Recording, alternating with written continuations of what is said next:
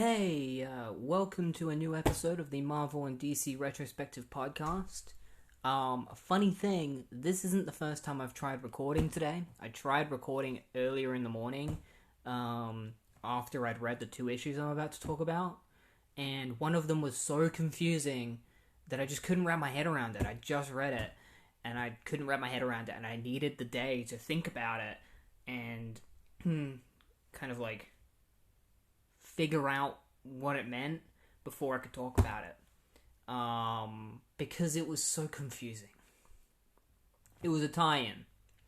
And the last thing a tie-in should be is confusing, because usually it should be like a self-contained story, but this one wasn't. It barely has anything to do with the event, but it has something important in it, which is why I'm going to talk about it. But anyway, today we're going to start talking, I'm going to start talking about Millennium. Because, as I said on this podcast, I'm going to be going through, a character's run, which at the moment we're going through The Flash. And in between, some episodes will be about DC events, when they happen. And, at the moment, taking place in the timeline is Millennium. Two of the Flash issues actually tie into Millennium, which is why we're doing Millennium now, because the next two issues that we're supposed to cover are in this event. So Millennium came a couple of years after Legends. It's 1988. It's written by Steve Englehart, with art by Joe Staton, and it was basically, they'd been leading up to it for a while. As you know, in the past, I've talked about these robots, like these androids called the Manhunters. They were created by the Guardians, who in turn created the Green Lantern Corps. They created the Manhunters, but then realized that they would rather have something that actually has emotions and that they can trust to make the right decisions. So they scrapped the Manhunters and they just kind of left them to do whatever they wanted, and they just abandoned them, and then they created the Green Lantern Corps. And so this event is kind of like the Manhunters getting their revenge and attacking Earth and trying to take over Earth. So that's what Millennium is. So before I start talking about the first issue of Millennium, I just want to explain some things. There's a few things I got to explain before we get straight into it. They explain it in the issue anyway, but I'll just explain it now. So the Manhunters were created by the Guardians, and there are two types of beings in the universe related to the Green Lantern Corps. There's the Guardians who created them, and the Zamorans, who are the female equivalent of Guardians. They were created together. So originally there was one Guardian and one Zamoran, and then they created more Guardians and more Zamorans. And because they were all immortal, they decided that they didn't need to procreate anymore. And so the Guardians and the Zamorans went their separate ways. The Guardians pursued science, created the Manhunters, created the Green Lantern Corps, and the Zamorans pursued strength. And, they became warriors, and they became an entire empire of warriors. And eventually they created this crystal called the Ruby Sapphire, I think it's called, or something like that. And whoever possesses it becomes the Scarlet Sapphire, who is the queen of the Zamorans. Current Star Sapphire is Carol Ferris, the girlfriend of Hal Jordan. That's not important, but just thought I'd mention it. And so, most recently in Green Lantern, because this is set up for this event, in Green Lantern, there was a massive battle that ended up happening, and at the end of the battle, a bunch of the Guardians were killed. Like, a bunch of villains attacked Oa, and a bunch of the Guardians were killed because of it. And it's at that point that the Guardians and the Zamarons realized that they can start procreating again. And so they decide to leave together and procreate. And have sex. And make new Guardians. That's what their current goal is. And because of that, the Green Lantern Corps are left to govern themselves. And so Hal Jordan, like, a group of Green Lanterns decide to, like, are ordered to join together into a small group so that they can all protect Earth together. So there's Hal Jordan, John Stewart, Guy Gardner, Arisia, Katmatui, Salak, and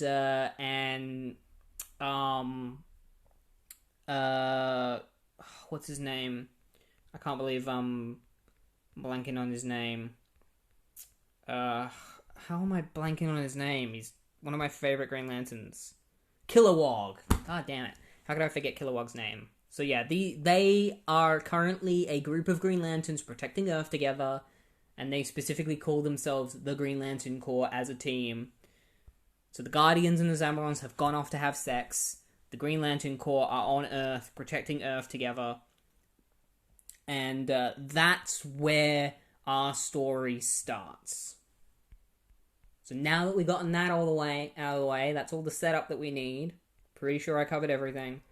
We can now get straight into Millennium. So, as I mentioned the Manhunters before, planet Earth is just kind of like, people are just living. You know, it's normal right now. Everyone's just living their lives. Superheroes are being superheroes. Government is being the government. While the Manhunters are secretly having a meeting. And at this point in time, the Manhunters are actually disguising themselves as people from different comic books, like side characters and stuff. So they've already infiltrated the lives of, like, Green Lantern and the Flash, stuff like that. So they all meet up. They have a meeting, and their leader, the Grandmaster, shows up. And the Grandmaster is this old-looking guy with this golden armor, and he's basically like, my fellow Manhunters, my children, now is our time. They won't see it coming. We've infiltrated society. Now is the time for us to strike. But we're still going to do it secretly. We're not going to just, like, reveal ourselves and attack everyone. We're going to continue to weave our way into the lives of all these heroes and take care of them one by one, get all the big players out of the way, and then we'll attack Earth and take over everything. And a character named Thomas Kalmaku is watching this meeting happen. Now, Thomas Kalmaku is the best friend of Hal Jordan. He used to be called Pieface because it was, you know, racism was normal back then, which is awful. But, like, he's not called Pieface anymore. He's just Thomas Kalmaku. And so he's watching the meeting, and he's like, ah, shit. This isn't good. I should probably tell someone. And, you know, the Grandmaster is like, everyone must die. Like, we will eradicate all humans on Earth. And when Thomas turns around, he notices that there are 3 Manhunters surrounding him. And he's like, one of the Manhunters is like, spying, eh? And Thomas is like, yeah, what are you going to do about it? He tries hitting it, and he can't do anything because it's an android. And so they all beat the shit out of him. They just beat the crap out of him. And so meanwhile, the Green Lantern Corps, the members that I mentioned before, are all in a pool together. Like, they're all just bathing, they're having a good time. And then all of a sudden, a Guardian and a Zamoran appear to them. And obviously they're like, what are you doing here? Like, you all flew away to go have sex. Like, why are you here? And this Guardian reveals himself to be... This Guardian eventually reveals his name, if I remember correctly. Where does he say his name? I thought he said it like right away. He like introduces himself. He's like, I am Hapa Aliapso, or whatever his name is.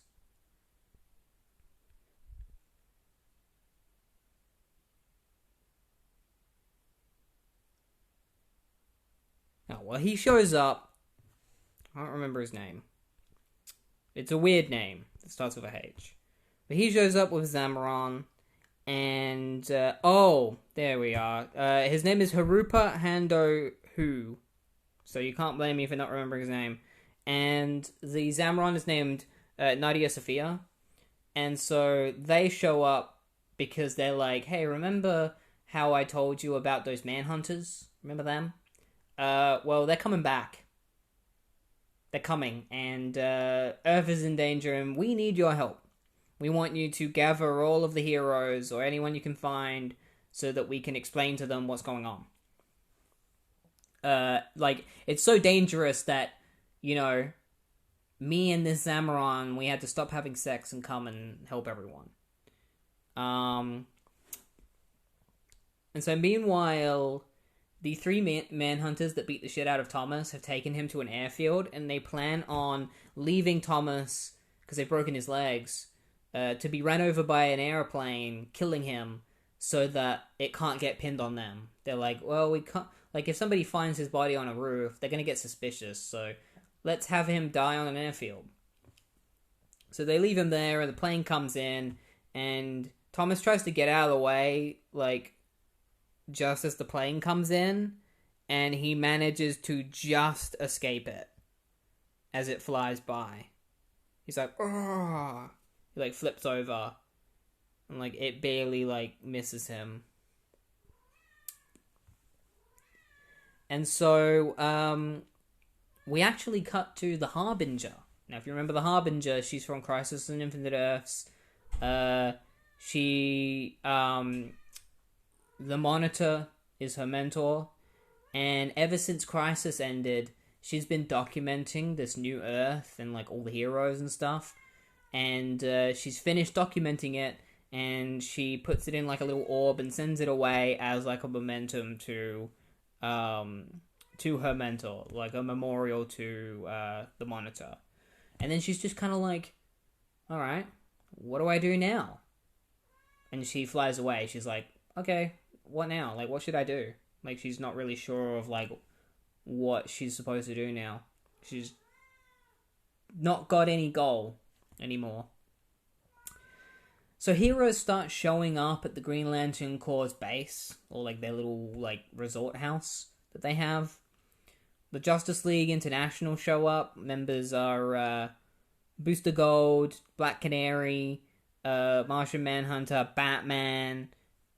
Guy Gardner is a member. I think Dr. Fate is currently a member, or maybe he's not. He shows up as well.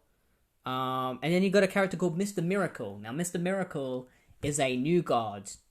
I've explained what new gods are. It's basically Darkseid's race.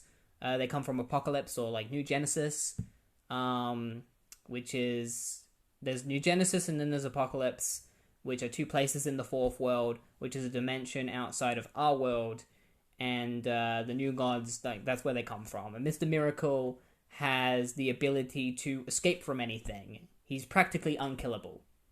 And so that's who Mr. Miracle is. He's the master escapist.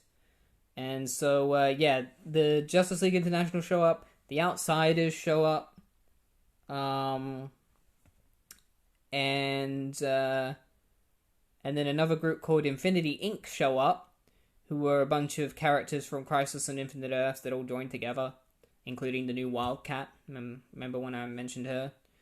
So they all show up, they all join together, You got everyone there. You got like Green Arrow, the Flash, like all these heroes have all joined together. Firestorm is there.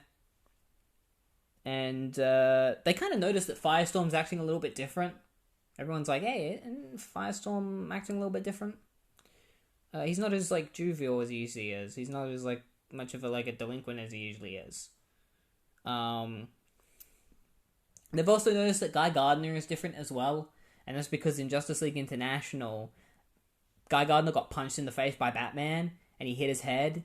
And when he hit his head, he got punched by Batman and knocked him out. And then he got up, and then he tried to crawl through, like, an air duct, and then he hit his head again. And now his personality has changed, and he's much nicer. So everyone's like, wow, why is Guy Gardner so nice? He's, like, apologizing to everyone for how he's been acting recently.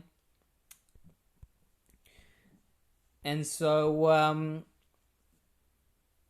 Nadia Sophia shows up, and Harupa, Hendo, who show up. I'll just refer to him as the Guardian. And they explain to everyone what's going on. They explain to them how the Manhunters were created, and, the difference between the Guardians and the Zamorons, and what they ended up doing together, which was leaving to have sex. And the reason why they're having sex is because they're trying to create new Guardians, and they've chosen Earth as the place for the new Guardians to be born. And one of the superheroes is like, "Why did you pick Earth?" And the Guardian is like, "Because Earth has all the resources, has the best resources for these Guardians to be born on, and that's why we picked Earth. It's the best place." And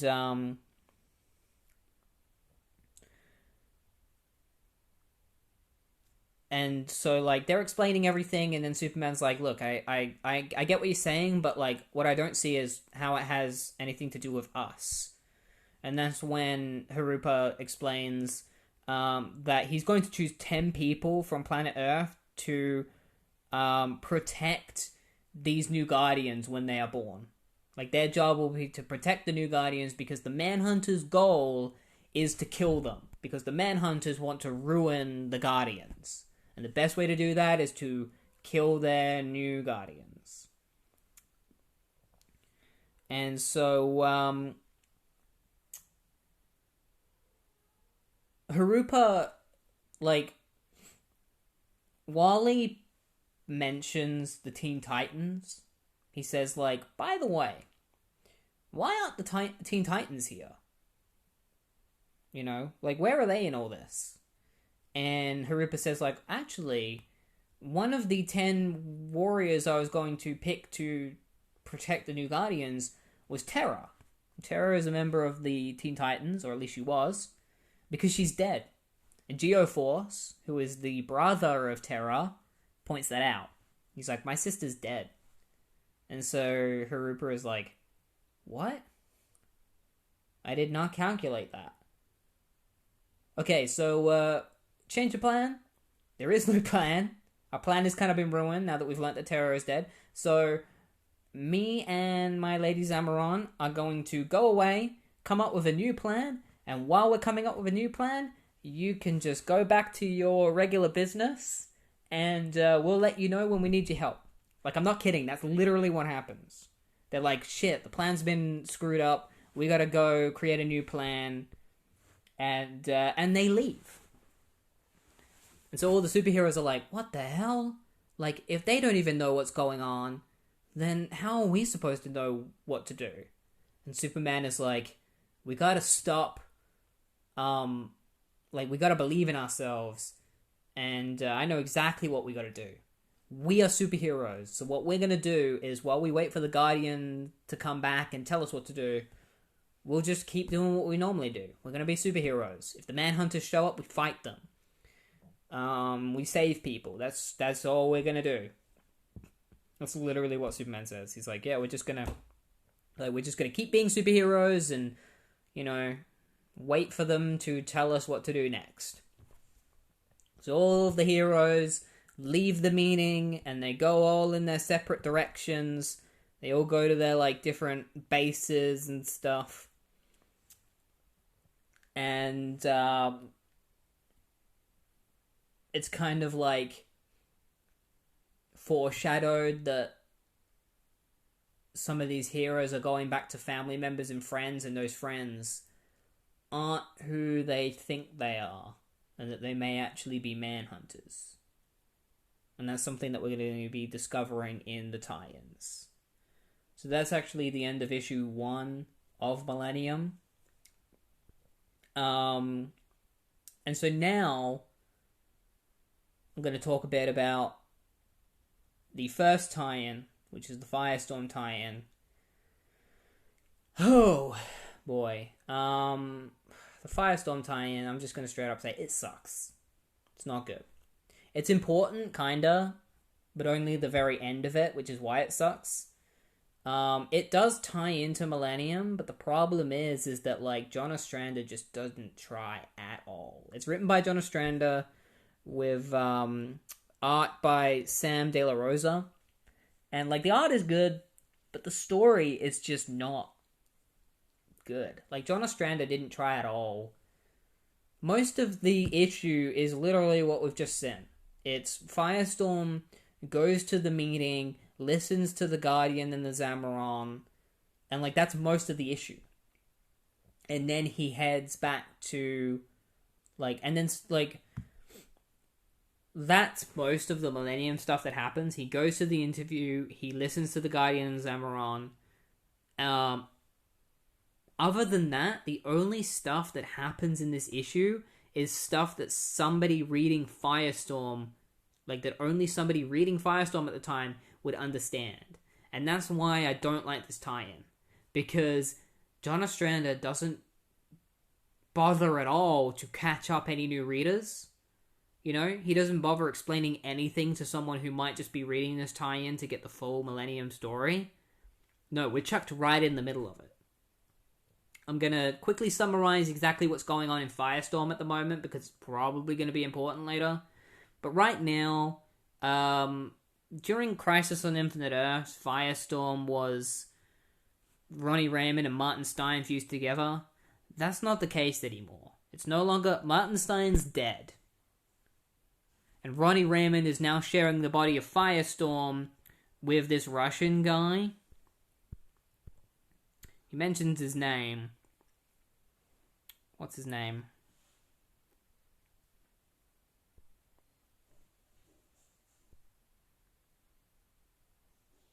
Mikhail Denisovich. So Mikhail is this Russian guy who is now... His mind has now formed with Ronnie's. And so now he and Ronnie are in the body of Firestorm. Because a massive explosion happened in the middle of a desert that Ronnie got caught in. And that fused the two of them together. Another thing that I was really confused about, and it was another reason I had to think about this issue a lot, is that Ronnie has a third person... There's another personality within Firestorm now. And it took me... It was so hard for me to understand what was going on, because John Ostrander just not explain it at all. But essentially, Firestorm itself has its own personality now. So there's Ronnie and Mikhail, and neither of them are in control. Instead, Firestorm, the being that they transform into, is in control of itself, and it has no memories. It's like a newborn child. It has no memories. And, so that has happened. So, like, he goes to the meeting, and then he leaves the meeting, and Ronnie and Mikhail find that they have ended up in Martin Stein's lab, because Firestorm decided that he wanted to go to Martin Stein's lab himself. So they're like, what are we doing at Martin Stein's lab? And when Firestorm shows up there, he runs into Dr. Ferguson, who is a Firestorm character. He is a Firestorm side character. Again, I need to rephrase. Neither Ronnie or Mikhail are in control of Firestorm. Firestorm is in control of himself. Are you with me? So Firestorm meets up with Ferguson. Firestorm themselves doesn't actually know who Ferguson is. But Ferguson basically explains that he is a Manhunter. He's been taken over by a Manhunter. And he lies to Firestorm by telling Firestorm that he was created by the Manhunters and that he needs to join the Manhunters and help fight against the Manhunters' enemies. And Ronnie and Mikhail are like, no, don't listen to him, Firestorm. He's lying to you. And Firestorm doesn't listen to them.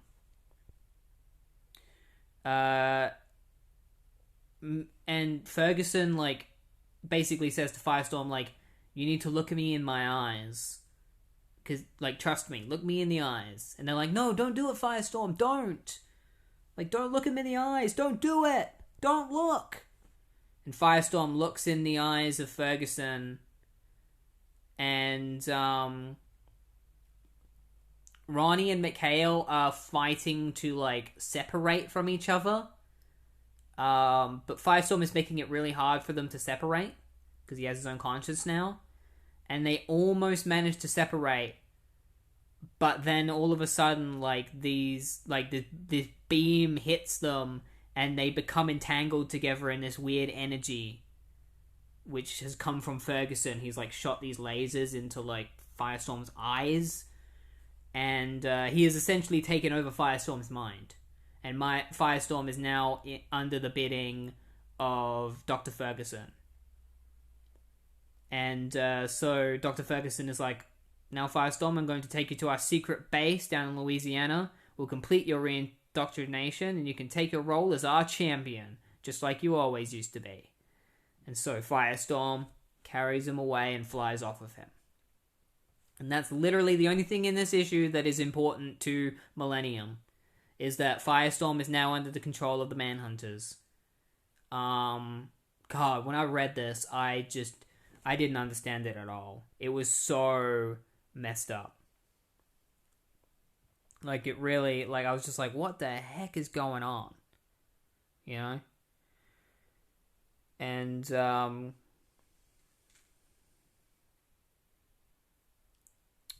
yeah, so that was the Firestorm tie-in. That was everything that happened in that tie-in that was important. You know, I could have gone through it page by page, but it really didn't matter. I had explained everything, you know. Still can't wrap my head around over the whole thing about Firestorm having its own conscience.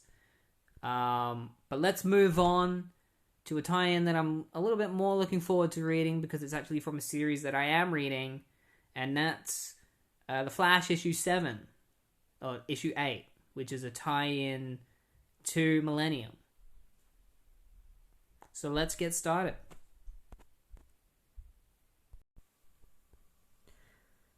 So, we start off the first Flash tie-in, which is issue 8, Purple Haze, where we left off in issue 7. So the Blue Trinity has shown up.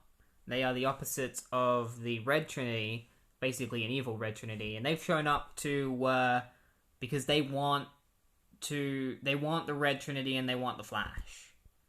For purposes that we don't really know yet, it's assumed that they just want to, like, destroy them. Or just, like, take the Flash so that the Russians can finish their experiments on him and create even better soldiers. And, so the Blue Trinity are like, you will come with us, you know? And if you refuse, we'll kill you.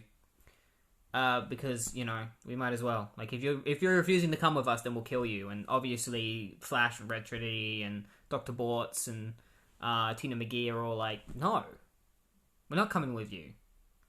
And so Blue Trinity is just like, okay, I guess we're going to kill you. And so Blue Trinity, Red Trinity, and the Flash all get into a massive fight. And while Flash is fighting one of the members of Blue Trinity... Oh yeah, by the way, the members of Blue Trinity are Boslaw Uminsky, Christina, and Gregor Gregorovic. Oh, and it's obviously written by Mike Baron with art by Jackson Geiss. They're still working together on The Flash. But yeah, they fight Red Trinity, and while Flash is fighting one of the members of Blue Trinity, Cassiopeia gets distracted by the Flash, and he gets like knocked out by one of the members of Blue Trinity, like it catches him off guard. And eventually, like,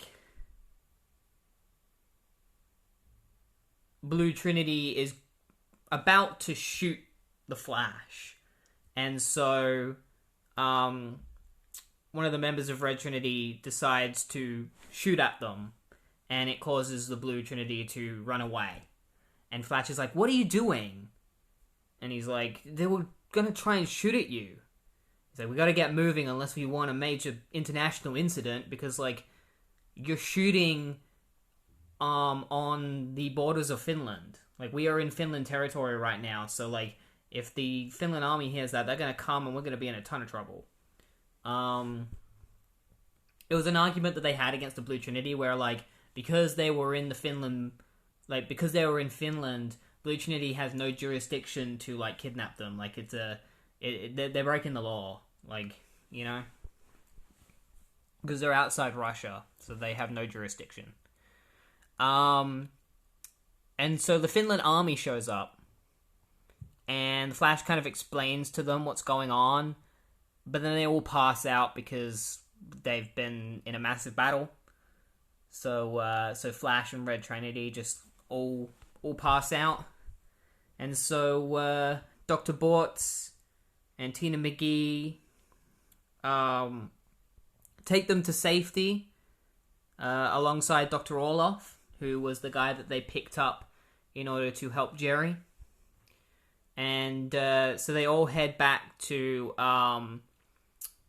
the airport. And the idea is that they're going to go to Syracuse, while Wally receives a note from the Green Lantern Corps to go to the meeting that the Guardian and Zamaron are holding. So while Flash is going to that meeting that we've seen in the other issues, Dr.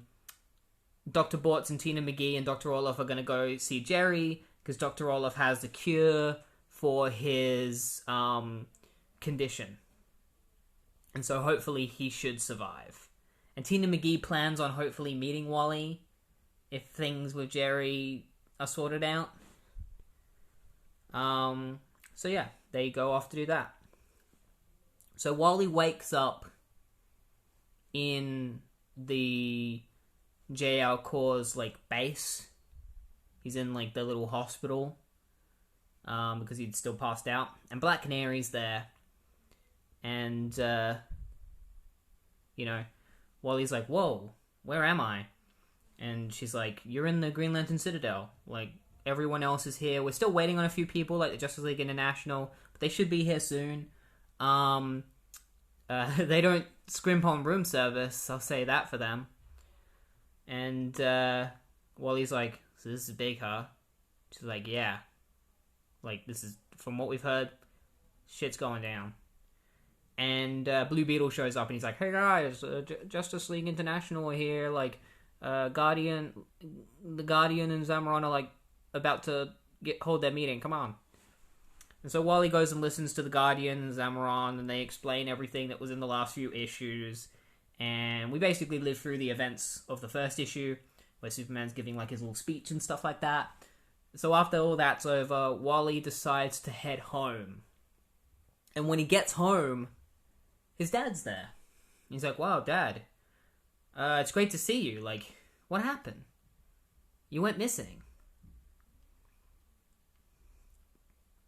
And his dad's like, "I need to talk to you, Wally." And Wally's like, "Look, I'd love to talk, but I've got some world-ending shit going on right now, so we can't talk right now."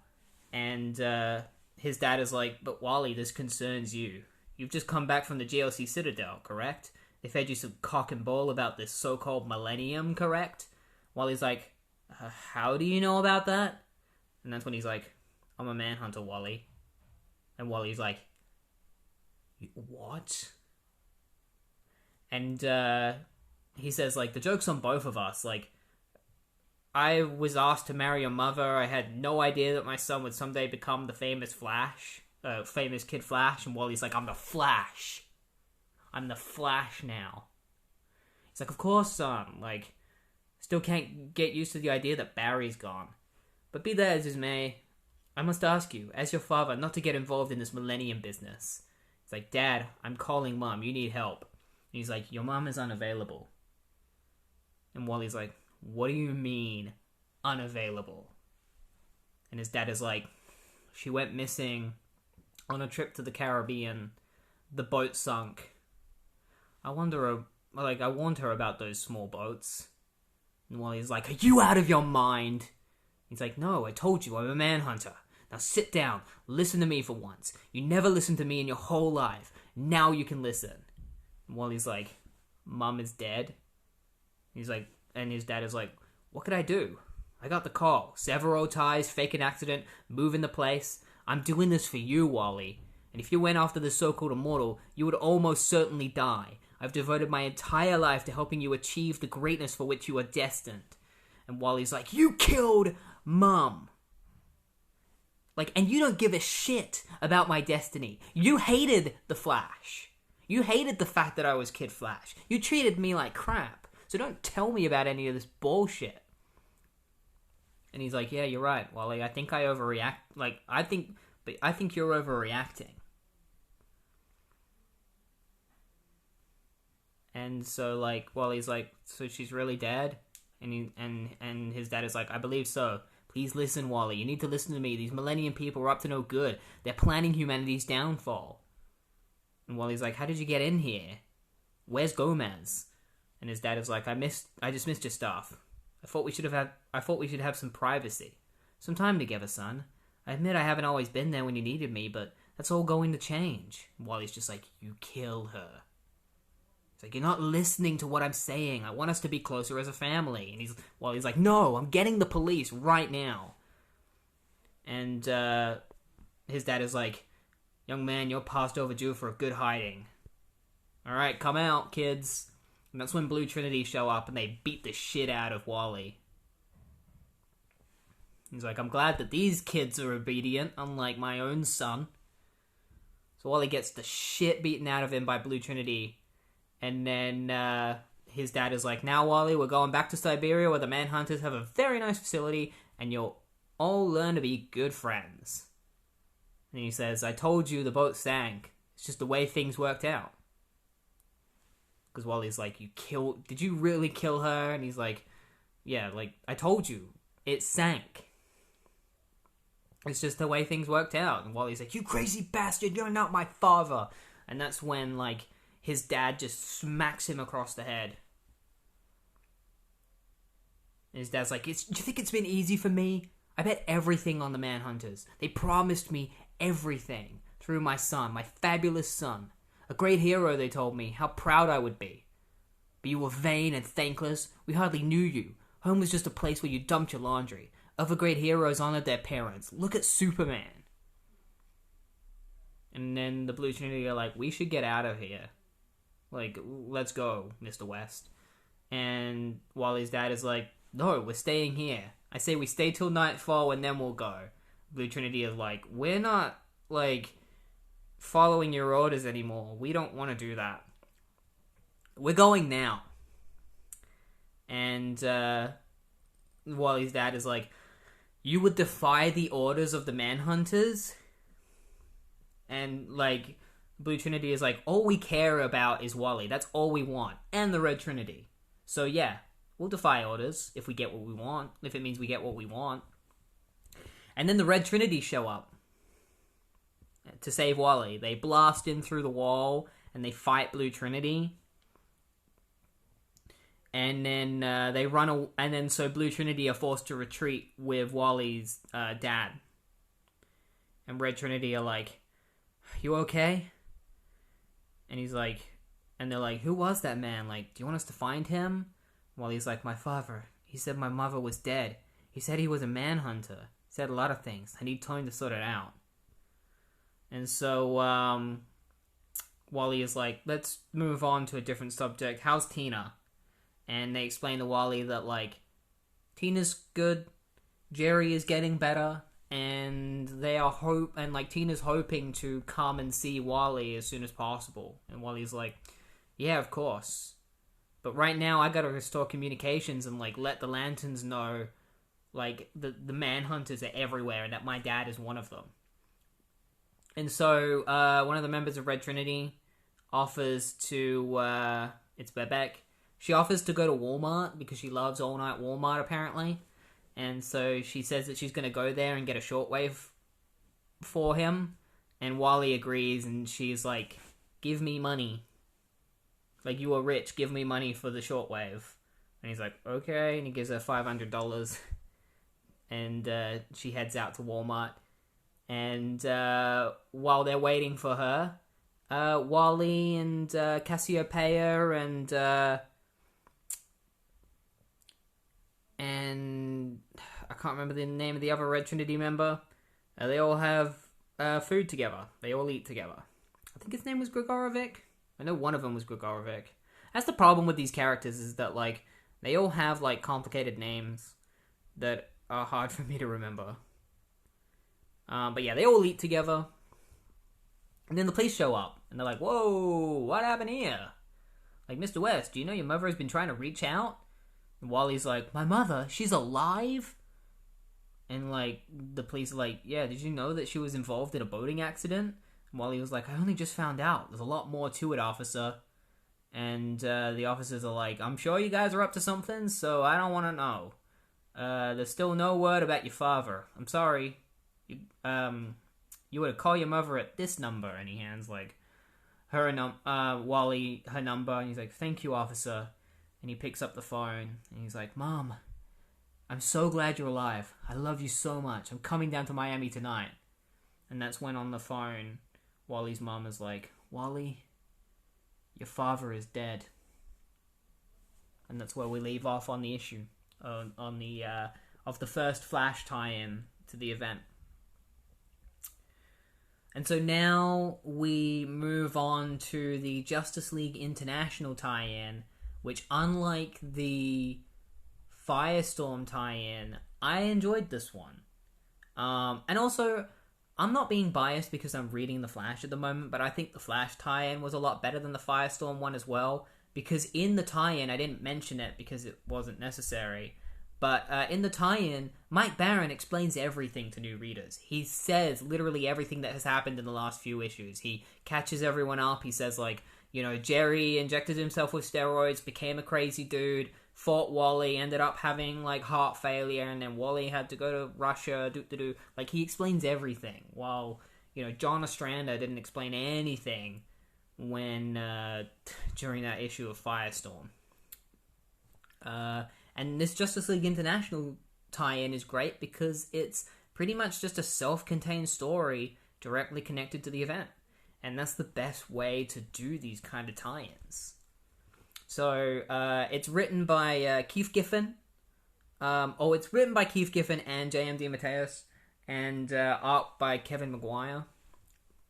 So, Justice League International are all traveling through the sky. You know, they've just been to the meeting that the Guardians have held. You know, we've got Guy Gardner, Booster Gold, Martian Manhunter flying on the outside.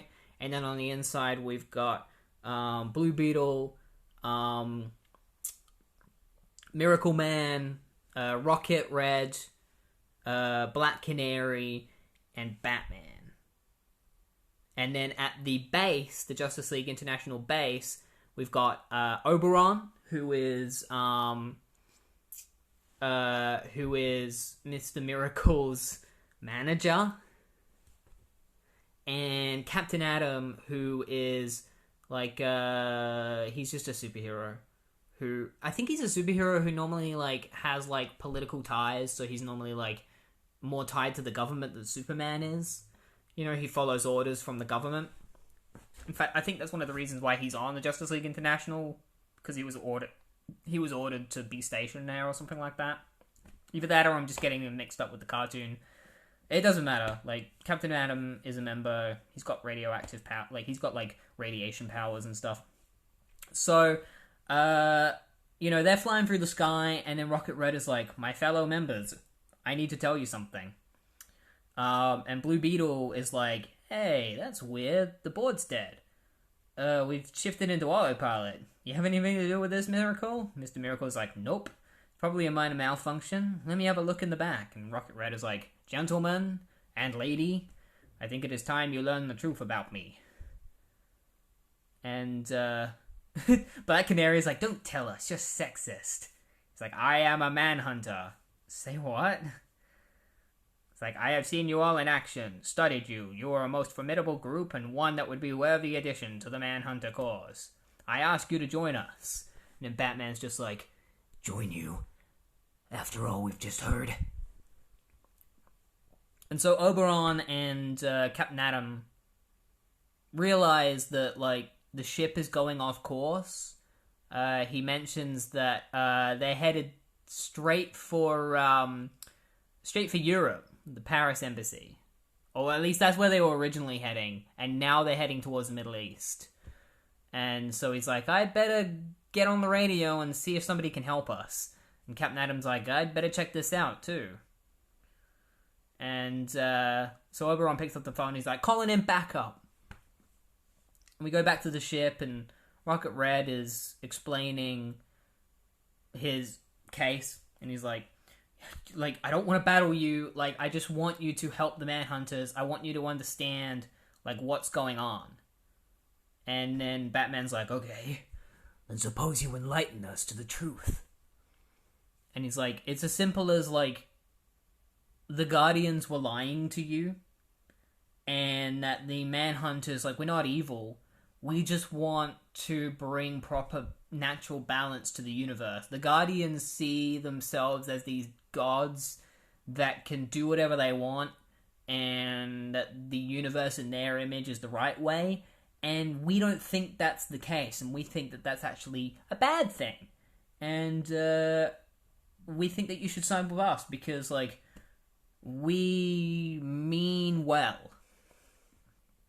And so he's like, I ask you again to join us. And Batman's like, and if we refuse? And then Rocket Red is just like, well, you must die. And meanwhile, Blue Beetle, like, blows on the glass and he writes help into the glass. He's like, come on, fellas, look this way. Like, so that, like, Guy Gardner and the others on the outside of the ship can see it. And so Rocket Red is like, I don't take any great pleasure in this, but I am a Manhunter, and like, I'm not a fool either, you know. So while he's giving his little speech, Mr. Miracle is actually trying to, like, tap into the back of Rocket Red's suit to, like, shut him down, and Rocket Red, like, zaps him because he's got, like, a self-protection, like, it's like a automatic defense system in his backpack, so it zaps Mr. Miracle. So Batman's like, Scott! And, there's a little funny moment where Rocket Red is like, we cannot be easily stopped. Mr. Miracle's like, you can say that again. And then Rocket Red is like, we cannot be so easily stopped. Miracle Man is like, no sense of humor either. And then, so Rocket Red is like, so what is your answer? And Black Canary's obviously like, the answer's no. It's like, so be it, I'll destroy you all. And so Rocket Red fights all the members that are inside the ship. He goes straight for Blue Beetle, and he's, like, beating the crap out of Blue Beetle. And Guy Gardner looks through the window, and he sees the help that's written on the mirror, and he sees Rocket Red holding Blue Beetle down, and he's just like, that's what I love about those guys. They're such a great bunch of jokers. Like, he doesn't even know that, like, Blue Beetle is in distress. I love it. Like, the joke's definitely hit and miss in Justice League International because of, like, the time period, but, like, when they hit, I feel like they really hit. It's just my kind of sense of humor. So they all fight Rocket Red, and Batman takes Blue Beetle to safety. It's like, how would I end up on the floor? And Batman's like, a left turn at the Manhunter's fist. And so the Manhunter actually starts choking Black Canary. And he's just like, it's funny because the Manhunter's like, I don't care about gender. I'll kill a woman. Like, that's pretty much what he says. And so Batman comes in. He's like, got him. Beat him into the ground. He's like, now that you have bats, what do you intend to do with him? Oh yeah, and that's when Batman's like, beat him into the ground.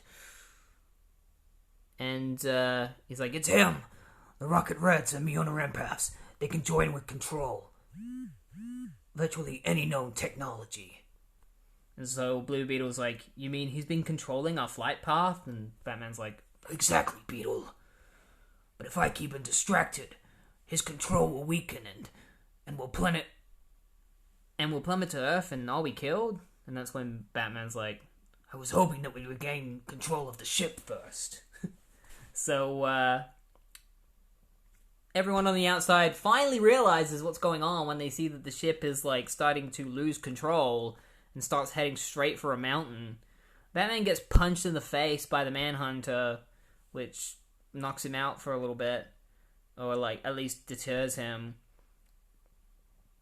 And then, so Rocket Red leaves the ship, and then the door slams behind him, and now the JLI is stuck inside the ship as it's crashing. And so Batman's just like, get it open! And Mr. Miracle's like, I can! He's like, why? The reason we hired you in the first place is because you have the ability to escape from anything, so do it! And then Blue Beetle's like, it gets worse! Batman's like, now what? Blue Beetle's like, control still don't respond. And Batman's like, terrific. We can't get out. He's still in control.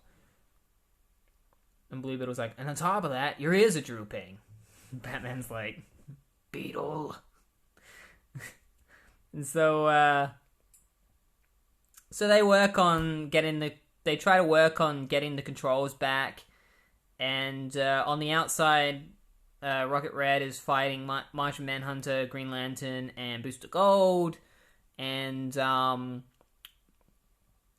he starts steering the ship directly towards an oil refinery. And they're like, man, if it hits that place, thousands of people are going to die. And the Manhunter is like, yeah, and they're all going to blame it on you. Like, it's going to be the fault of the JLI. Like, it's going to be your fault. And,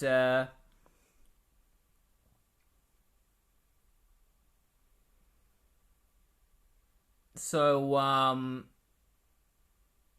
because they're about to crash land into an oil refinery and possibly kill thousands of people, Green Lantern, Martian Manhunter, and Booster Gold leave the ship to go and save as many people as they possibly can. And then they crash straight into the oil refinery. Or they don't. Rocket, I forgot. They're supposed to. Rocket Red, like, the ship stops, and Rocket Red gets thrown off of the ship and explodes, saving the ship but destroying the oil refinery. And it's revealed that the ship was stopped by more Rocket Reds that were sent from Russia. And it's revealed that Oberon was the one who called for them. That's who he was calling on the radio. There's a cute little moment where Blue Beetle like gives a thumbs up to one of the Rocket Reds, and Rocket Red thumbs him up back, like gives him a thumbs up back. So Captain Atom shows up and he's like, I guess we're a little bit late, huh? And Blue Beetle's like, that all depends. Did you bring anything to eat? And Captain Atom's like, nope. And Blue Beetle's like, well, then you're late. And so Guy Gardner uses his Green Lantern powers to keep the flames at bay from the oil refinery. And that's when they talk about how, like, the Soviet Union sent the Rocket Reds for them because Oberon called them. And then a leader shows up with his army. And it's Rumen Hajavti. And he's like the leader of, like, he's a dictator of Bialia, which is the place that the oil refinery is in. So he shows up and he's like, Justice League International are declaring war on my country. You know, you'll pay for this. And then, that's when one of the Rocket Reds is like, your Soviet allies were responsible for the unintentional incursion, Colonel Havjadi. And that's when he's just like, oh, well then I guess that's it. I guess we're not going to declare war. I'm sorry. He's doing like a little ooh-woo. He's like, oh, I'm sorry. Alright. I guess it's over then. And, but the Manhunter's not dead. He, comes out, and he's like, I'm not done, it's not over.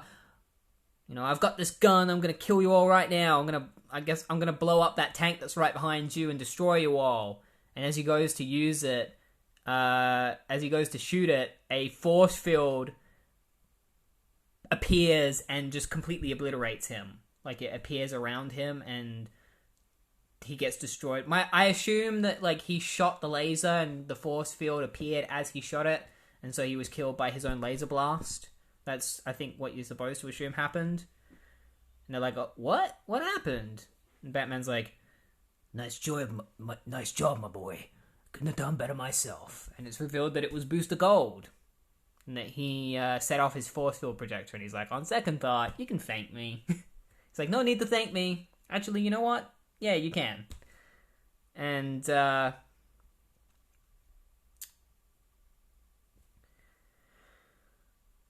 so, that's when at the end they're just like, well, I guess we saved the day, but I don't think it's over. You know, since one of us was a Manhunter, it really shows us just how grave the situation is, and that there's probably more people out there that are also Manhunters. And so meanwhile at the Lord building, which is where Maxwell Lord is essentially the leader of the JLI. He was the one that, like, brought them all together. He's just a really rich businessman. He is, he's got, like, a bunch of computer screens, and he's basically looking at all this different evidence of, like, all the Manhunters. So he's looking at, like, the Flash's life and, like, Wonder Woman and stuff, and realizing that there are people close to all of the superheroes that have all been revealed to be Manhunters. He's like, even Superman, like, wasn't safe from this, and, like, even his personal life has been infiltrated by a Manhunter. And then he's like, and now we've lost contact with the League. Like, damn it. You know, I gotta know what's going on. And he's talking to, like, this computer, like, this somebody else who, we don't really get an idea on, like, what this thing is, but it's talking to him, and it's like, working. I will have an answer presently. Be patient. And that's when Maxwell's like, I'm not a patient man. And then somebody comes up to him. He's like, Mr. Lord? And it's Miss Wutenhofer, who is, like, one of Maxwell Lord's, like, assistants. So she shows up to give him an important memo. She's like, it's an important memo, sir. And he's like, not now. Like, now's not the time. Like, I don't care. And then that's when she's like, you'll care about this one.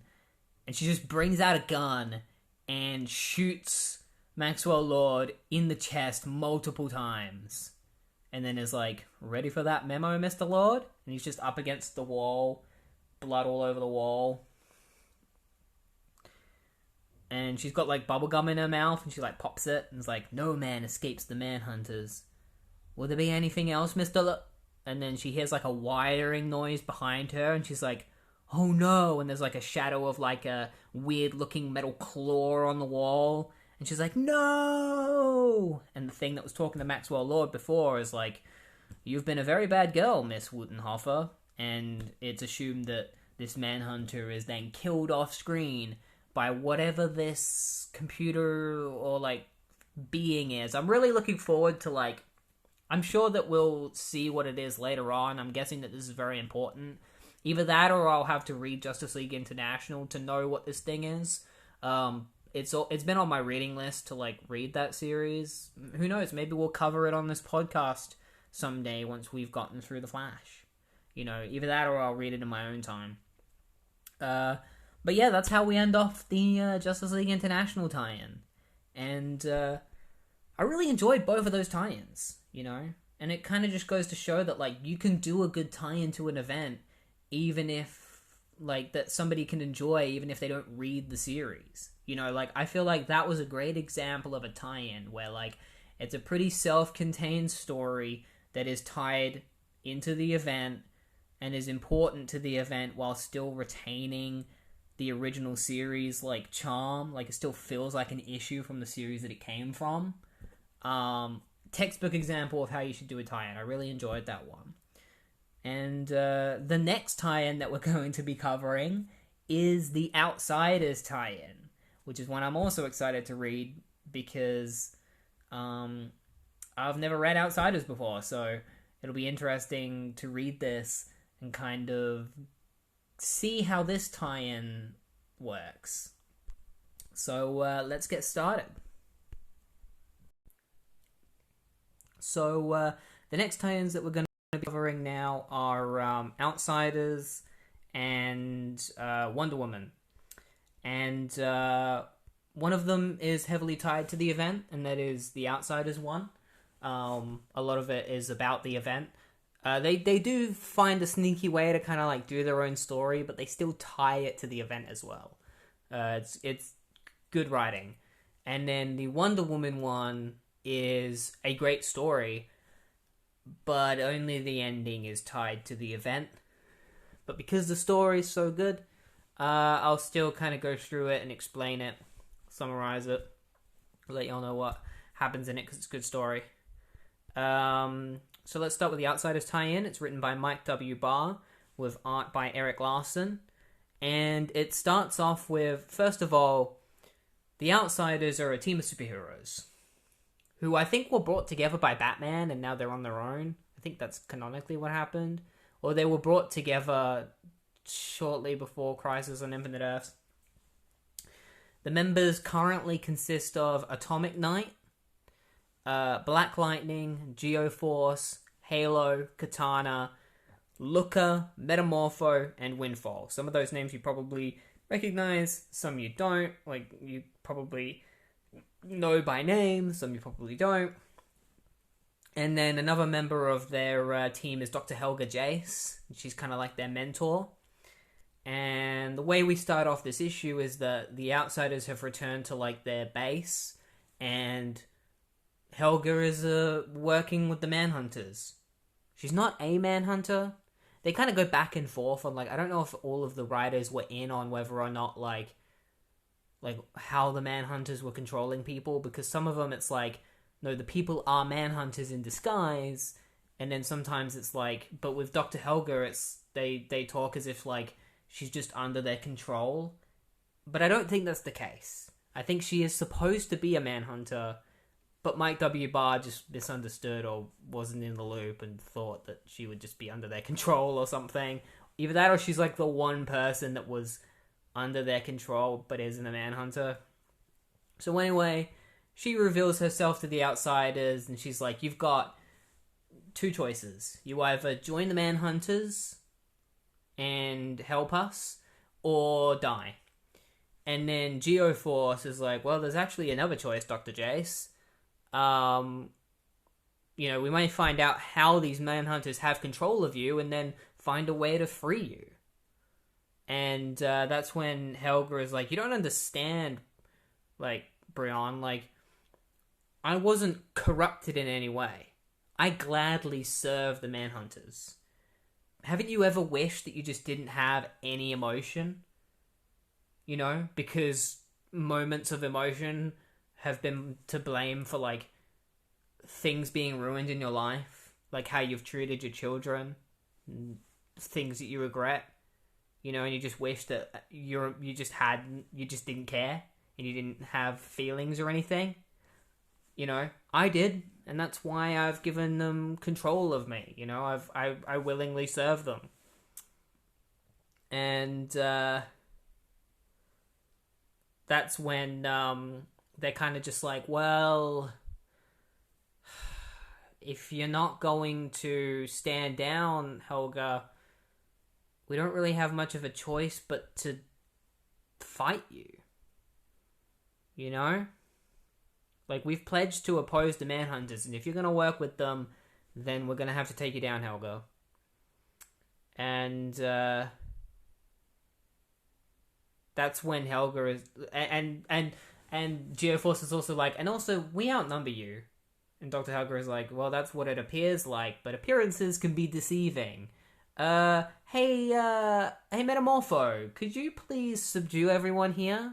And he's just kind of like, what? What are you talking about? And then all of a sudden, Metamorpho switches, and he's just like, yes, Helga, I'll fight the outsiders for you. And he turns against his allies, and he starts fighting them, because Helga had recently upgraded Metamorpho. So previously, Metamorpho, his name's Rex Mason.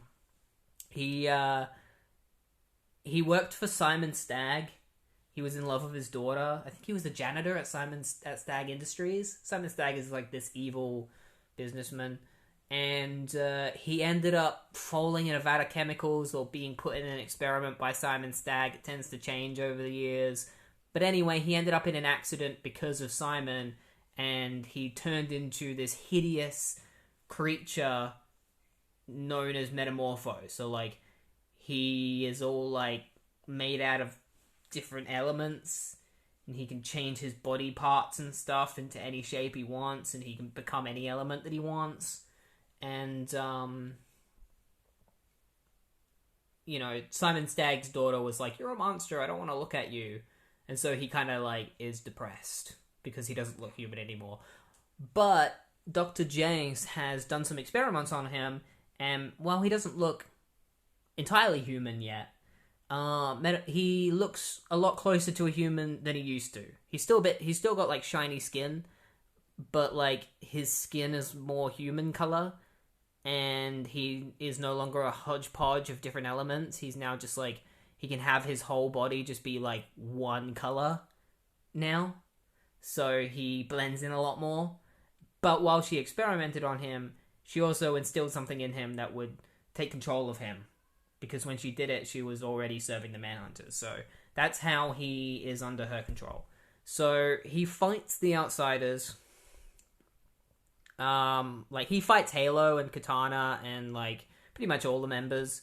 And Dr. Jace also tries to take care of them. She's got, like, this gas that she tries to use on Windfall. And Windfall's like, I can blow it away from you because I got wind powers. But it doesn't work because this gas sticks to you. So it starts choking Windfall. And Halo is like, I gotta back away from this gas. And she ends up knocking herself out because she backs into a wall. And so Katana is like, the only way I'm gonna stop you, Metamorpho, is by chopping off your limbs. Because that's usually how it works. So, like, it doesn't hurt him. It will just immobilize him by cutting off all his limbs. But she soon realizes that it doesn't work because Metamorpho's upgraded body allows him to control his limbs even if they've been cut off. So he can control them separately.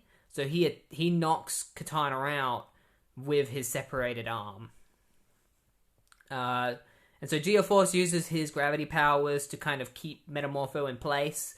But Metamorpho turns into gas and gets out anyway. So Looker, who has the ability to do different things with her eyes, like create force fields and stuff, she shoots a force field through her eyes to keep Metamorpho's gas form together. And but then Dr. Jace shoots, like, a laser at Metamorpho in his gas form, and Metamorpho explodes, because he's made out of hydrogen gas. So he blows up, and it knocks everyone out, except for himself and Dr. Jace. And so they take the prone members of the Outsiders to start experiment, like, to go to the second phase of their experiment. So they have the Outsiders under their captive. Like, they are now captive.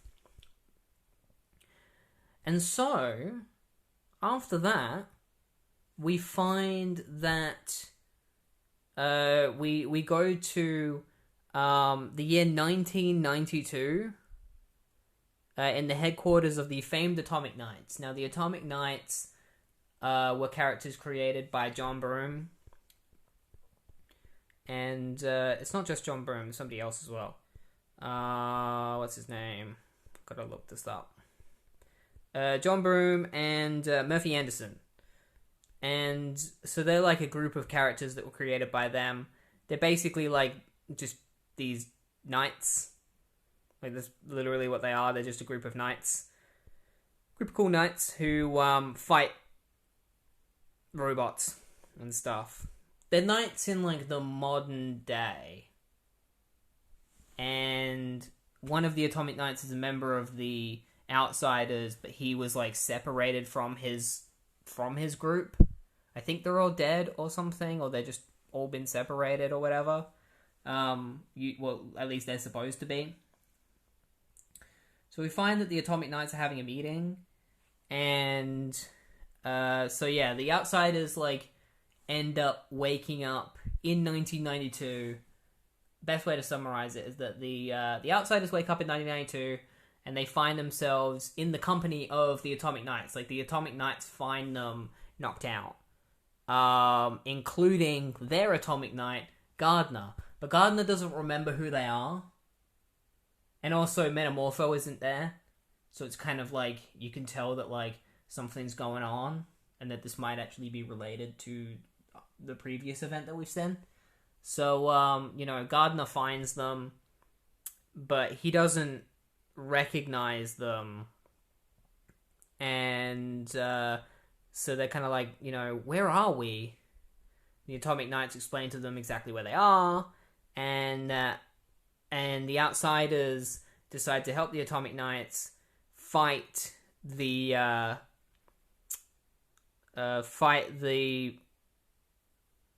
wait, what's the name? Blue Belts. So there's this like evil group called the Blue Belts who are like the enemies of the Atomic Knights.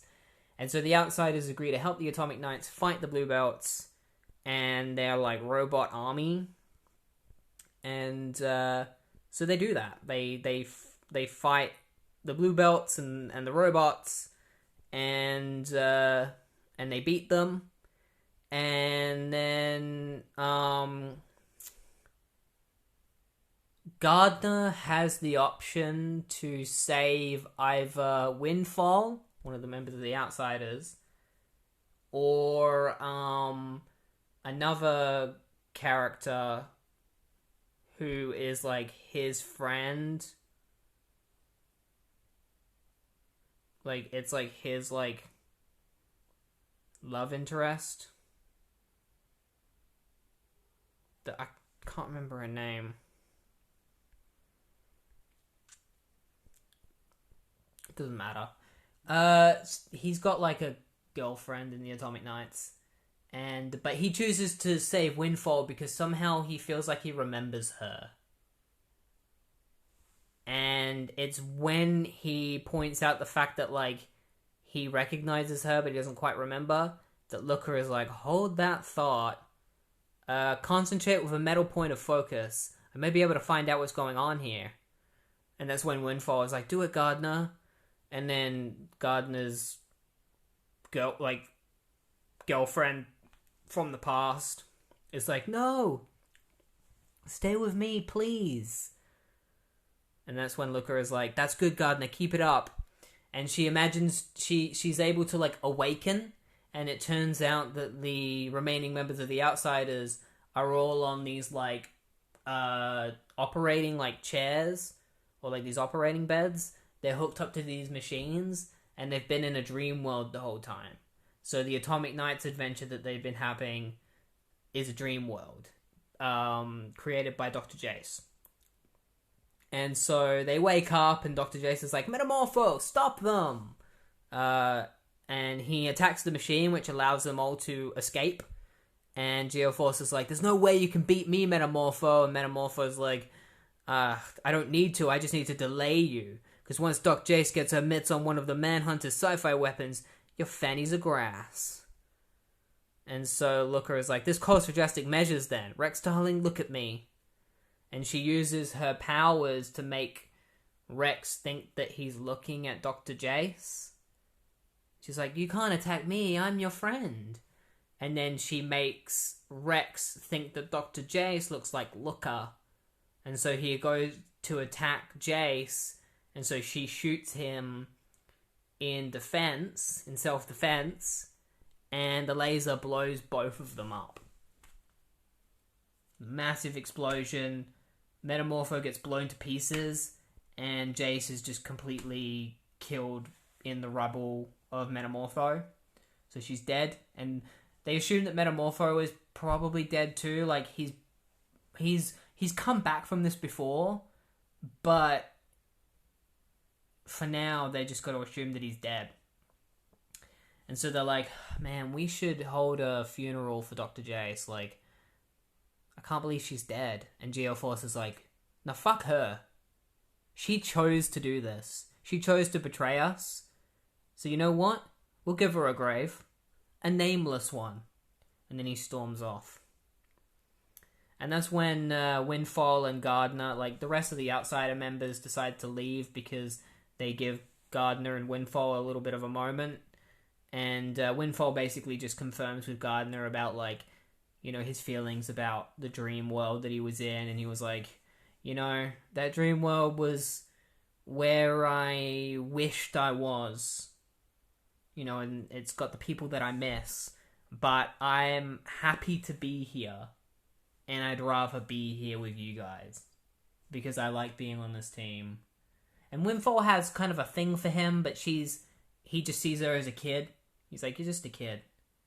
And she's like, yeah, I'm a kid, but I've been through a lot. I don't know how young she actually is in comparison to him. I just know that she's younger. But yeah, she's like, I may look like a kid to you, but I've been through a lot. And that's when Gardner is like, okay, we'll see. And that's when Wendy, who is Windfall, is like, I'm sorry I had to live through all that again. Like, if it was painful. And that's when Gardner was like, it was only a dream, Wendy, but like many dreams, it held a valuable lesson. The world is basically a good one and worth fighting for. And as long as people continue to struggle against depression, the spirit of the Atomic Knight should not be lost. And so there's like an image of Gardner and Windfall, and then there's like the Atomic Knights behind them, and it's kind of like a bit of a memoir to like John Broome and Murphy Anderson. It credits them at the end of being like, to John Broome and Murphy Anderson for creating the Atomic Knights. And so that's the end of the Outsiders tie-in. And so now we move on to the Wonder Woman tie-in. The Wonder Woman tie-in has nothing to do with Millennium until the very end, but it's really good. So up until this point, that's been happening in the Wonder Woman series is that Wonder Woman is currently going through the Challenge of the Gods. She's up to like her second to last trial, I'm pretty sure it is. And she's being followed by Hippolyta, who is just kind of watching out for her. And so Diana has like entered the like bowels of Paradise Island, which is essentially like their version of, like, it's supposed to be like the underworld. And so she's been traveling through there to get to the end of her, like, to get to her next trial. And so Hippolyta is following after her, and she gets like attacked by a bunch of demons. So she tries to fight them, and she deduces that like the demons would be afraid of fire, most likely because they are of the darkness. So she has like some oil with her because she was going to make some like lanterns out of it, and she decides to pour it into her shield and then use a stone and flint to set the flames alight on her shield, which she then uses to scare the demons away. The demons just like little bats, but they call them demons even though they look like bats. So they're like not massive demons or anything. They're just like these little tiny demons. And so she scares them all away. And meanwhile, Steve Trevor, who is tied to Diana. She's like his love interest, or like one of his like allies at least. His dad has just died. His dad was also called Steve Trevor, if I remember correctly. So this is like Steve Trevor Jr., and then there's another Steve Trevor, who is his dad. So he's died, and, so they're kind of like, so Steve's just like reminiscing about his dad and just being like, I'm sorry I couldn't be here in your final moments, and, meanwhile, Diana, Wonder Woman, has come to her trial, and she's come face to face with another woman called Diana, who is a warrior woman, and this Diana reveals that she is the Diana that Wonder Woman was named after, and that she is the mother of the Steve Trevor that Wonder Woman knows, that Diana knows. Diana. And so she explains to Wonder Woman, how she met Steve Trevor. She was a pilot, and eventually through that she met Steve Trevor, and they got married, and then they had a son. That's when Diana realizes that the son is Steve Trevor, and she also gets told that it is Steve Trevor. And so she then explains that, because she's like a member of the army, so she was basically that's how Steve Trevor ended up becoming like a pilot and stuff, and becoming like a part of the Air Force, because like both of his parents were in the Air Force. She kind of explains all that kind of stuff to Wonder Woman. And meanwhile, while that's going down, and Diana is learning all this stuff about this guy that she knows, and how they're tied together, like there's some bigger ties between them than she realized. I think he's a god. If he's not a god, he's just a mythical being. His name's Pan, and he's like half goat, half man. And essentially, he's been the one that's been like creating the trials for Diana to face. Her previous trial was that she had to fight Hydra, which she killed. So Pan comes and finds like the skeleton of the Hydra and takes its like teeth. And then he's following Hippolyta because he's trying to keep Hippolyta at bay, because I guess he doesn't want her to catch up to Diana or whatever. Like, he doesn't want her to get in the way of Diana's trials or whatever, and to help her. So he like plants the bones in the ground so that when Hippolyta comes across them, he like plays his music on his little flute, and then the bones erupt from under the ground and create these skeleton soldiers for Hippolyta to fight. So they all come out of the ground and they fight her. And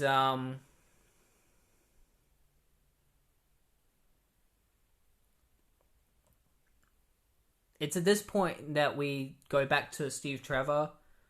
How like Steve is talking about his mum, and how like he remembers the last time that he saw her, and his mother Diana is talking about how like the last time he saw Steve, he didn't talk to her, he like didn't even kiss her when she kissed him, and so she was kind of like, it's almost like he knew what was going to happen.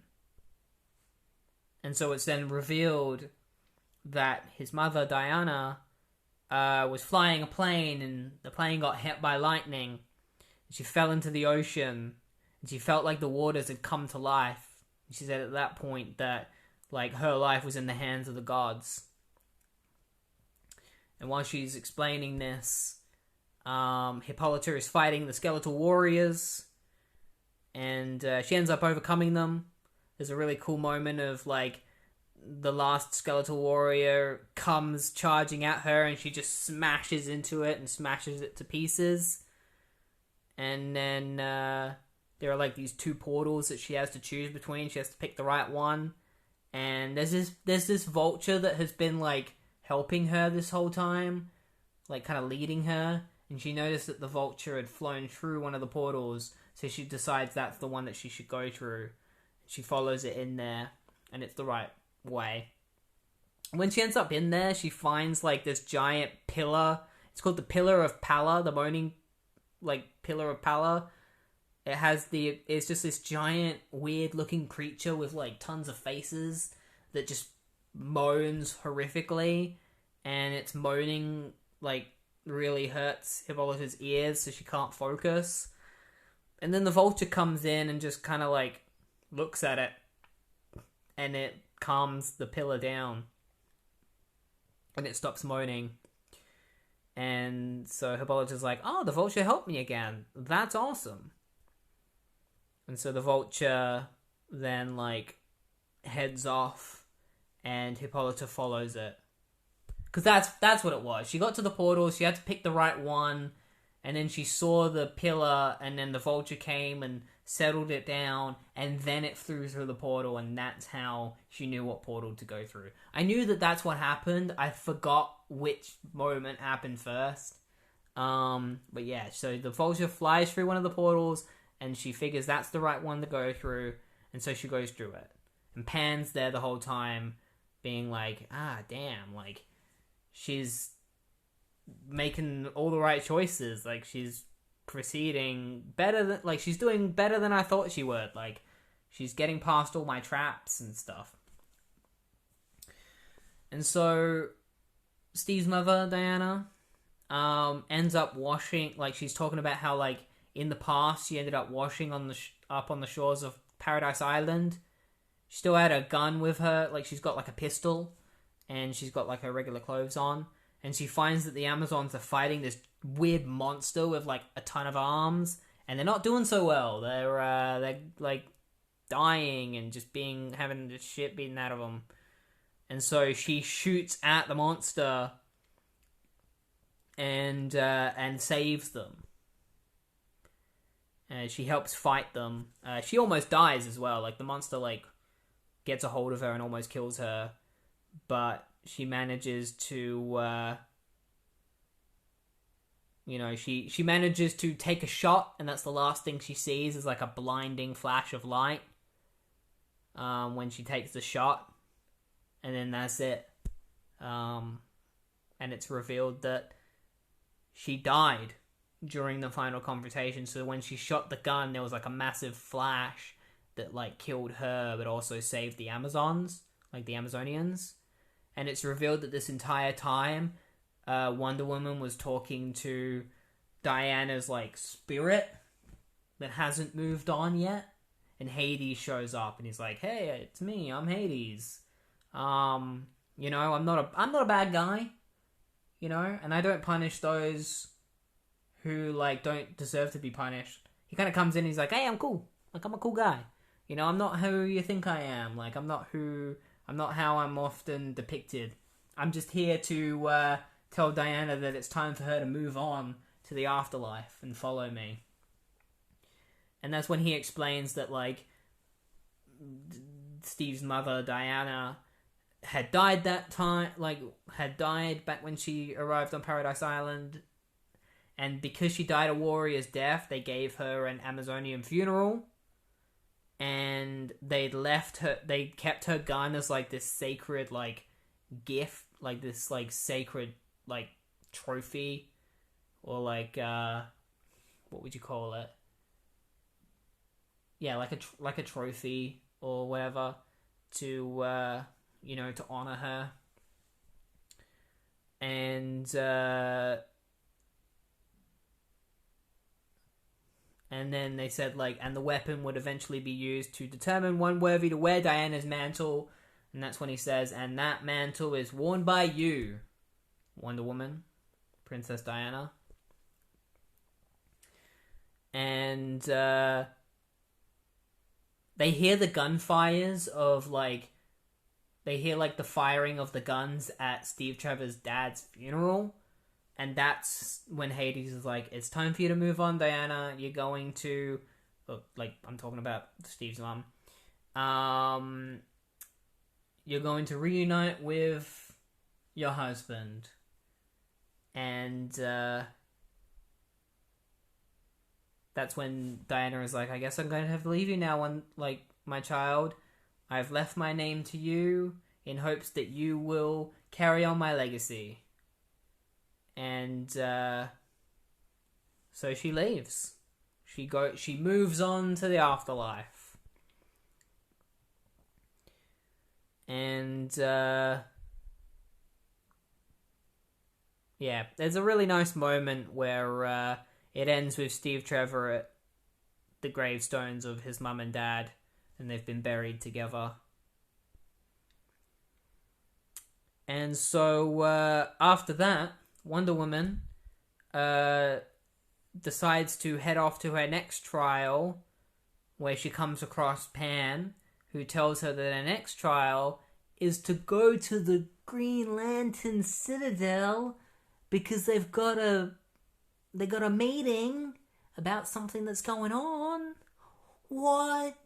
That's crazy. That's crazy that just happens to be her final trial, right? Like, you know, this entire time, this has had nothing to do with Millennium, and at the very end, they're just like, oh, and your final trial it just happens to be the Millennium Event. So Pan tells her to go there, and so she goes like, yeah, sure, like, if that's my next trial, off I go. And Pan's just like, you fool. So it's like hinted that he is working for the Manhunters. And meanwhile, Hippolyta comes across and is attacked by a group of harpies. And they like shove her off a cliff, and she falls down but manages to grab a hold of the side of the cliff with her axe. And that's when she notices that she's found Heracles himself, who is this towering statue-like being. She's like, oh shit, it's Heracles. And that's where it ends. And who knows, maybe the next issue also ties into Millennium and we'll actually be able to see what happens after this. But sadly, I'm not covering Wonder Woman on the podcast. So we won't be able to see what happens next. Who knows? Maybe I'll cover Wonder Woman in the future. Once we've gotten through the Flash. But if you want to see what happens next, go and read George Perez's Wonder Woman run from the 80s, and you probably should start from the beginning. you should probably start from the beginning. He does a good job of at least like kind of. It's not hard to read this issue without knowing what's happened before, because they kind of like subtly tell you what happened through the story.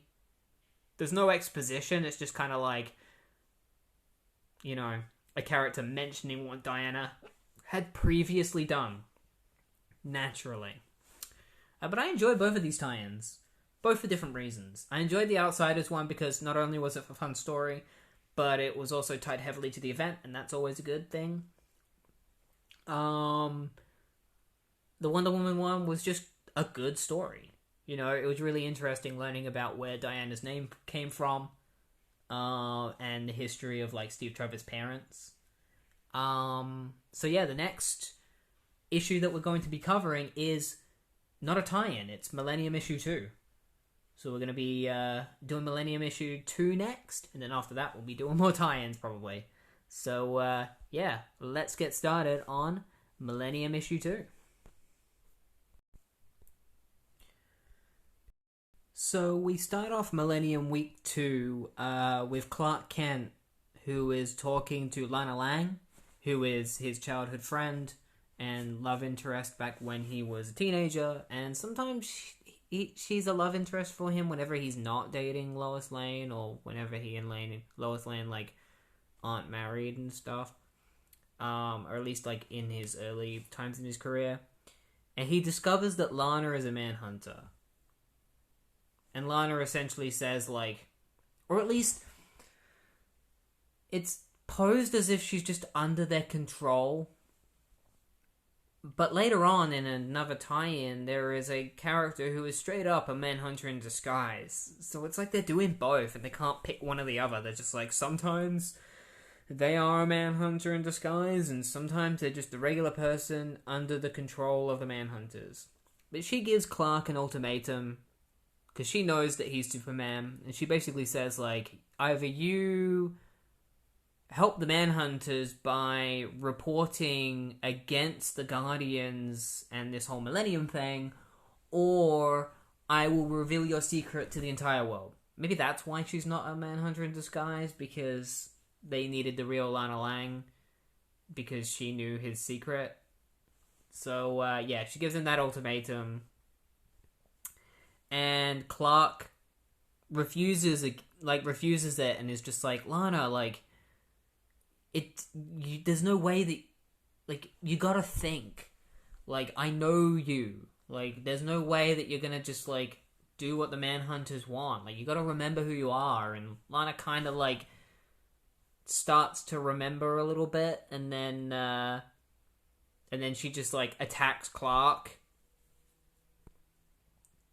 And she, like, grabs him and picks him up and, like, smashes him against a bin in anger. So she's got, like, super strength. Like, she's got super strength, I guess, because she managed to catch Clark off guard. And so meanwhile, we've got, like, the Guardian and the Zamaron from earlier. What were their names? Oh yeah, Harupa Hando and Nadia Sophia. Two names that are kind of hard to remember. They're going around the world finding each of the chosen ones, like the new Guardians that they are trying to find, like that they need to, like, recruit to stop the Manhunters. So they go to Australia, where they find this Aborigine lady named Betty Clawman.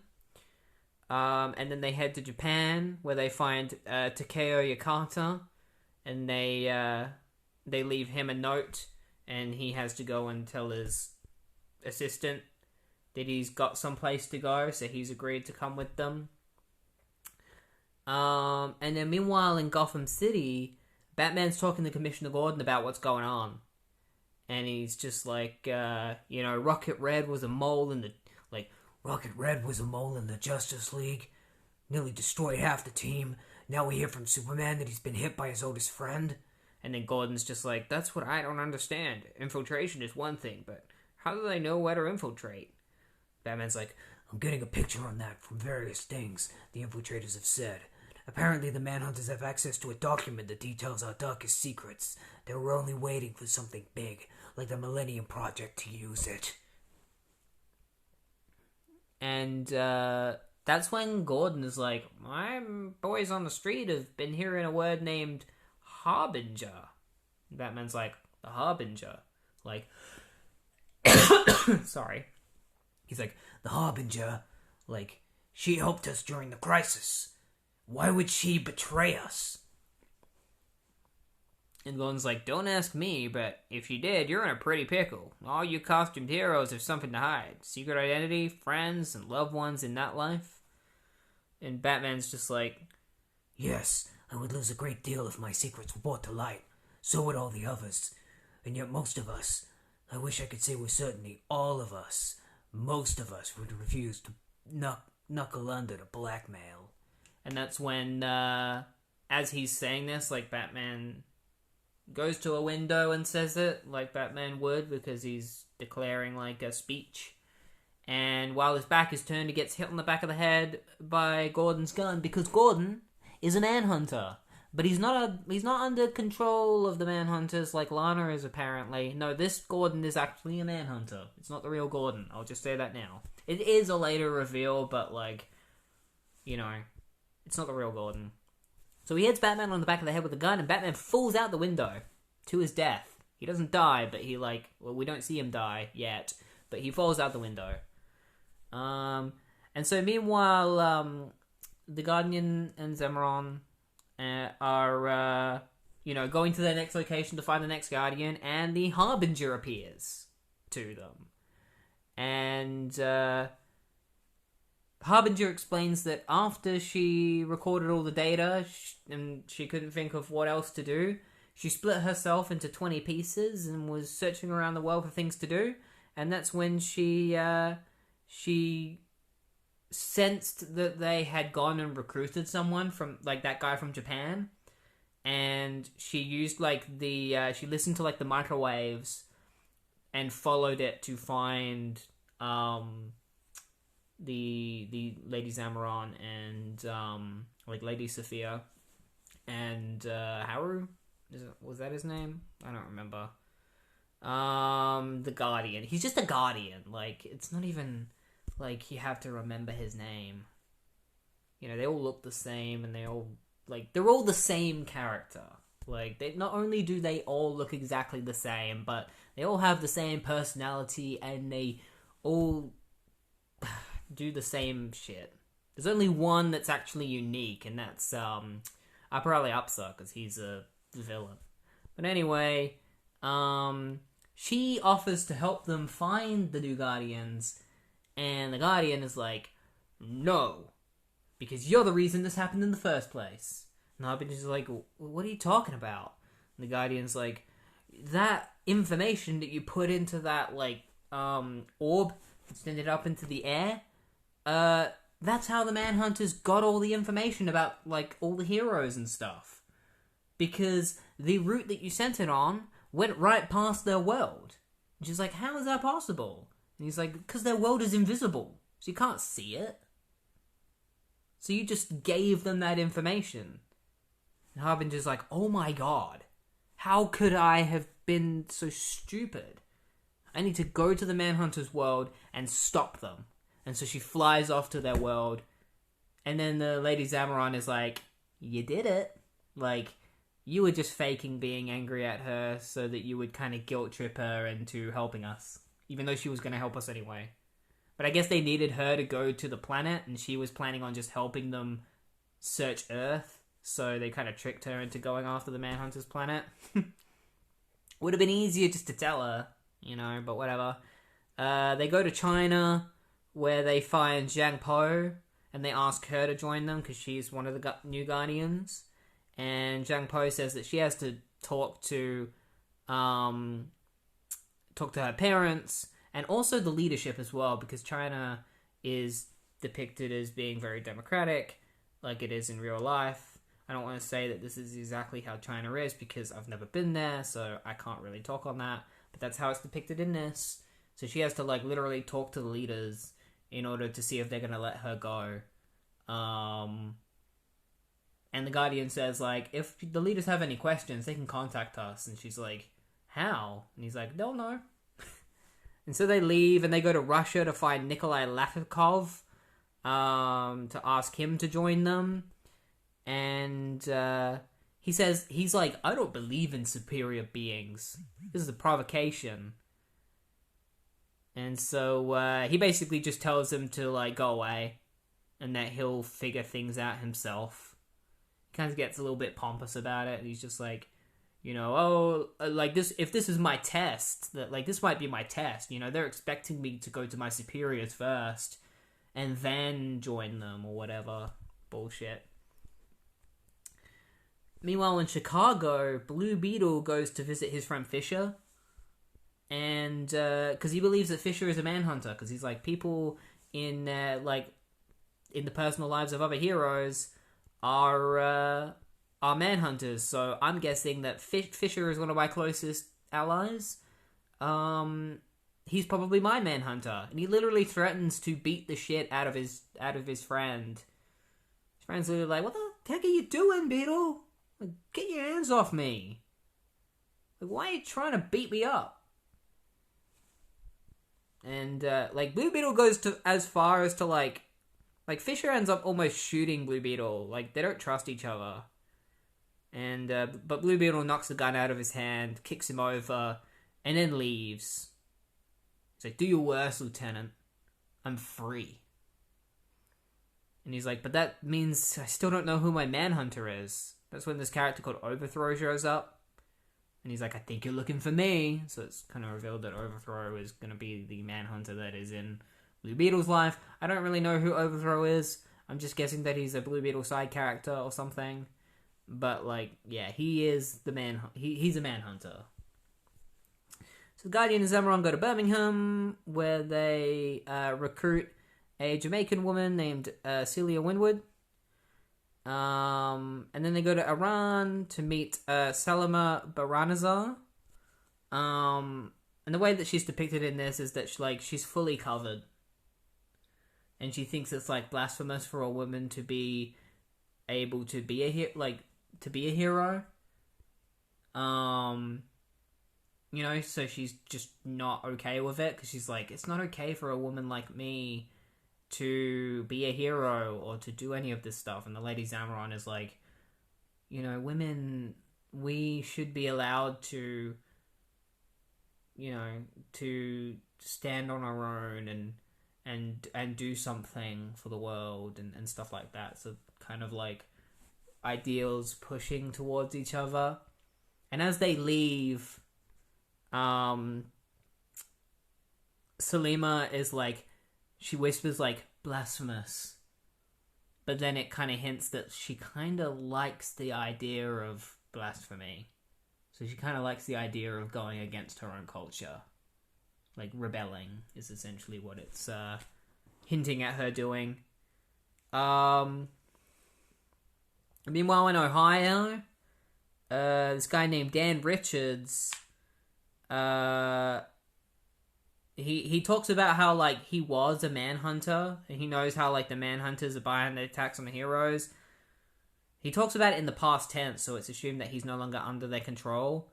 And he walks past a character named Laura Kent, who is a member of the Legion of Superheroes. She has no relation to Clark Kent. She pretended to be his descendant at one point. But yeah, she's just a hero from the future. And they cross paths. And she is a Manhunter. So, like, they cross paths with one another, and they're both thinking to themselves about, like, the Manhunters and stuff.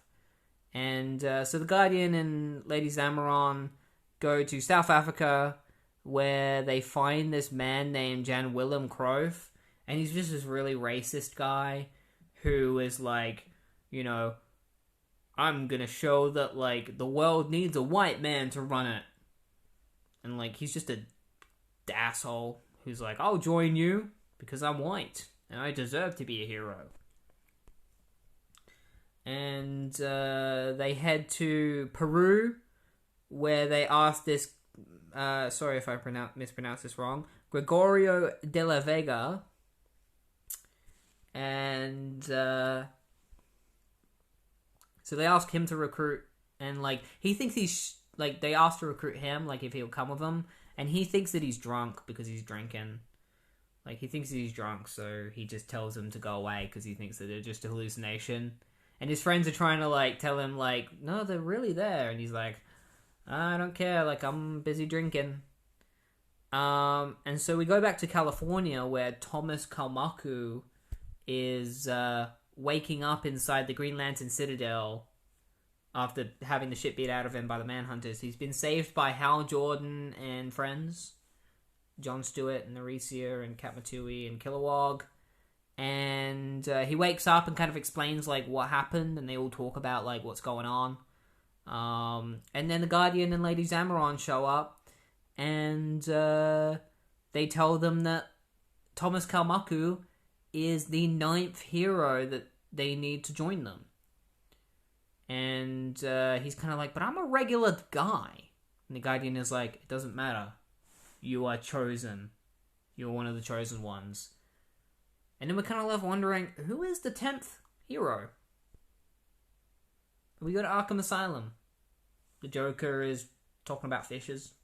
He's literally, like, in his cell, like, laughing, going like, fish. And we find the Floronic Man. And the Floronic Man, Jason Woodrue, he's kind of been connected to, like, he's mostly connected to, like, he's a Swamp Thing villain. He's partly responsible for the creation of the Swamp Thing, usually in most continuities. He's like Swamp Thing's arch enemy.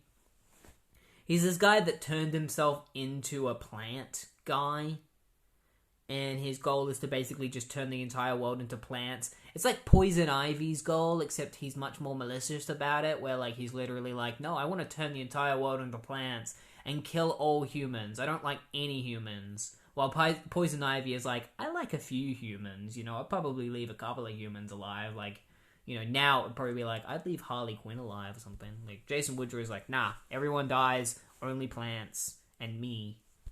And so he's the 10th hero that the Guardians are referring to. But obviously he's a villain, so, like, he's like, I'm gonna get set free, and then I'm gonna take over the world. Like, he's, like, declaring that. And we lead on, and so that's the end of issue 2 of Millennium. And we get straight into the Batman tie-in, which leads off right where we left Batman off, hanging out from a window. Fake Jim is about to shoot him, and Batman lets go and then, like, saves himself, and he's thinking to himself about the Manhunters. He's basically giving the reader a summary of what's happened so far and how the Guardians are, you know, looking for, you know, recruits, the new Guardians. And so he heads to the police station because he's like, gonna go look for this fake Jim Gordon, this Manhunter Jim Gordon, because he got away. And so he, like, goes to Jim Gordon's office and he kicks the door down, and the security guard is like, what the heck are you doing? Like, Batman kicks the door down, and Commissioner Gordon's gone already. The guard is like, Commissioner Gordon left already. And so, everyone's asking Batman questions. Batman's just ignoring him. He's like, what's going on here? And Batman's just like, and, like, leaves. And as he's about to leave, he overhears some guys talking about Floronic Man yapping on about how he's a chosen one and that he's a guardian. And Batman knows about the new guardian, so he's like, well, I guess my new goal is to go to Arkham Asylum and free Floronic Man, because he's very important to the Millennium, and I need to help the Guardians. So he decides to go to Arkham Asylum to free the Floronic Man. And meanwhile, doing the Batman voice hurts my throat. Meanwhile, Jason Todd, Robin, I think it's Jason Todd at the moment still, he's not dead yet. He's gonna die soon. I think he dies this year, like after this event, he then dies. But he's not dead yet. He's going after the Scarecrow, because Batman's busy. So the Scarecrow is planning on creating a bunch of fear gas. He's created like 6 canisters that he's going to set off in Gotham City so that everyone becomes really afraid and, like, is just full of fear so he can steal money or whatever. He doesn't say why he's doing it. He just wants to cause mass hysteria. And Jason Todd puts on a little gas mask, and then he throws a barrel at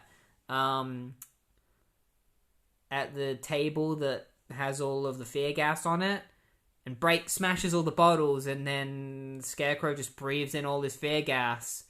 And he's like, ah, my mask, I wasn't wearing my mask, and, like, freaks out and essentially just ends up in a catatonic state from breathing in all of his fear gas. And meanwhile, Batman shows up to Arkham Asylum, and he's like, alright, how am I gonna get Floronic Man out of there?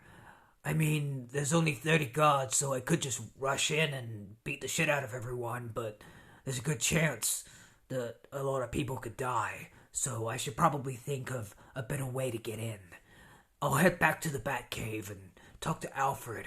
And so he heads back to the Batcave, and Jason's there, and that's when Jason tells Batman, he's like, I kinda accidentally, like, put Scarecrow in a catatonic state and almost killed him, you know? And Batman's just like, well, lucky to you, that actually suits me well. I need to break into Arkham Asylum, so what I'm gonna do is I'm going to disguise myself as the Scarecrow, and you're going to disguise yourself as the Scarecrow's doctor, so that we can infiltrate Arkham Asylum. Alfred, get me my latex mask. And so they do just that. They head to Arkham Asylum. Robin disguises himself as this guy called Dr. Marula, while Batman disguises himself as the Scarecrow. They make it all the way in, and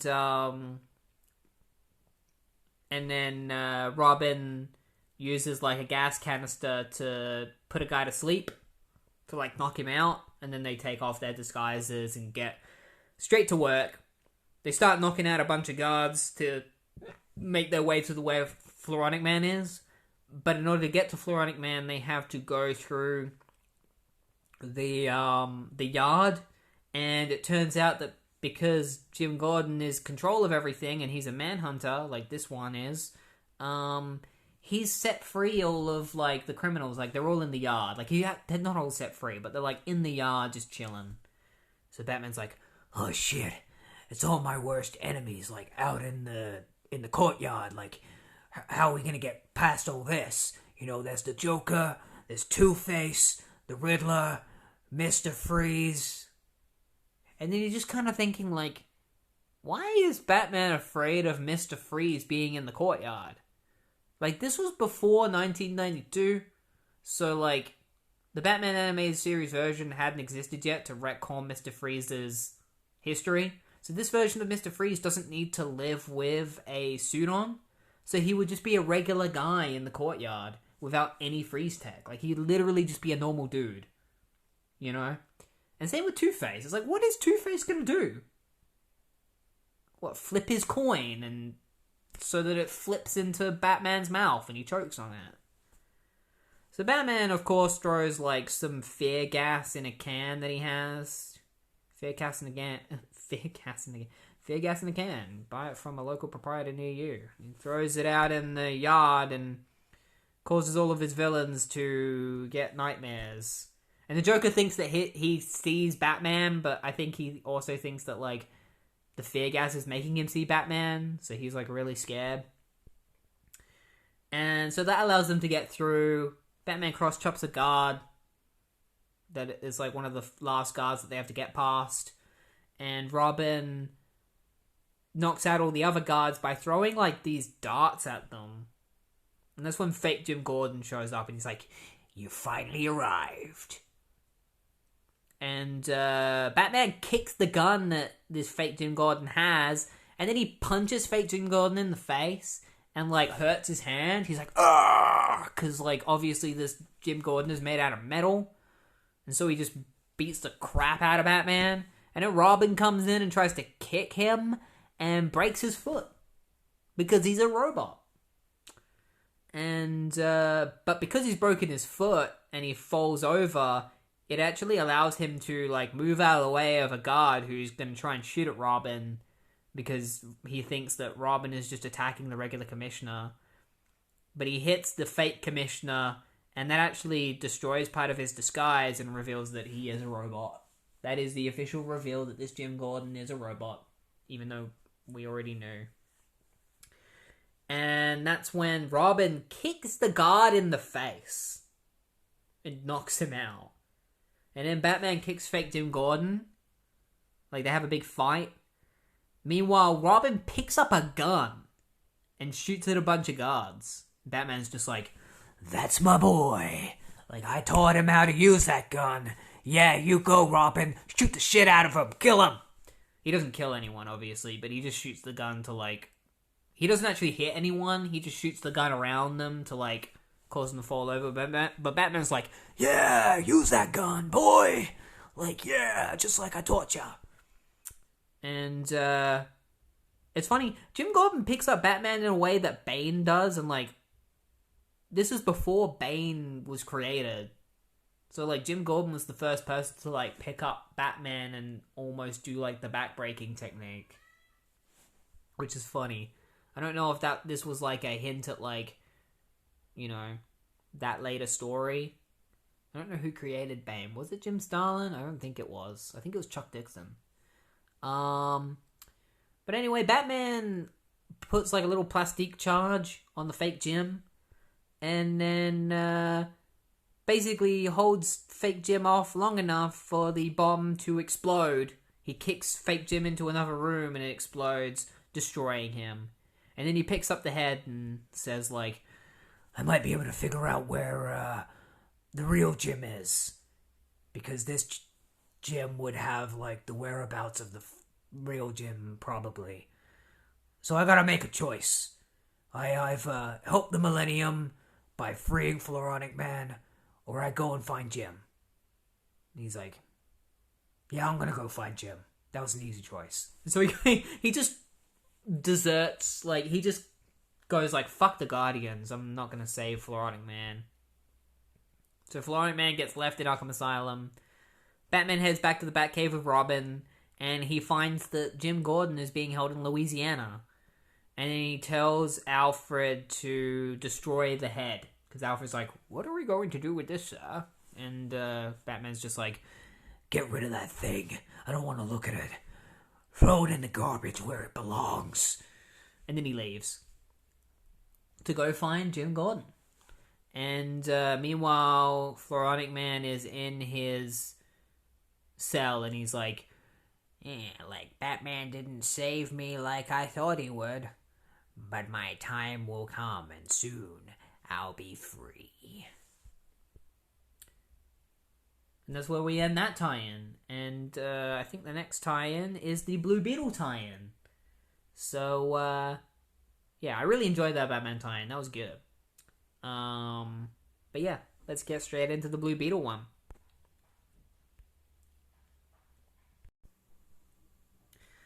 Before we get straight to the Blue Beetle tie-in, I forgot to mention that the Batman tie-in was written by Jim Starlin.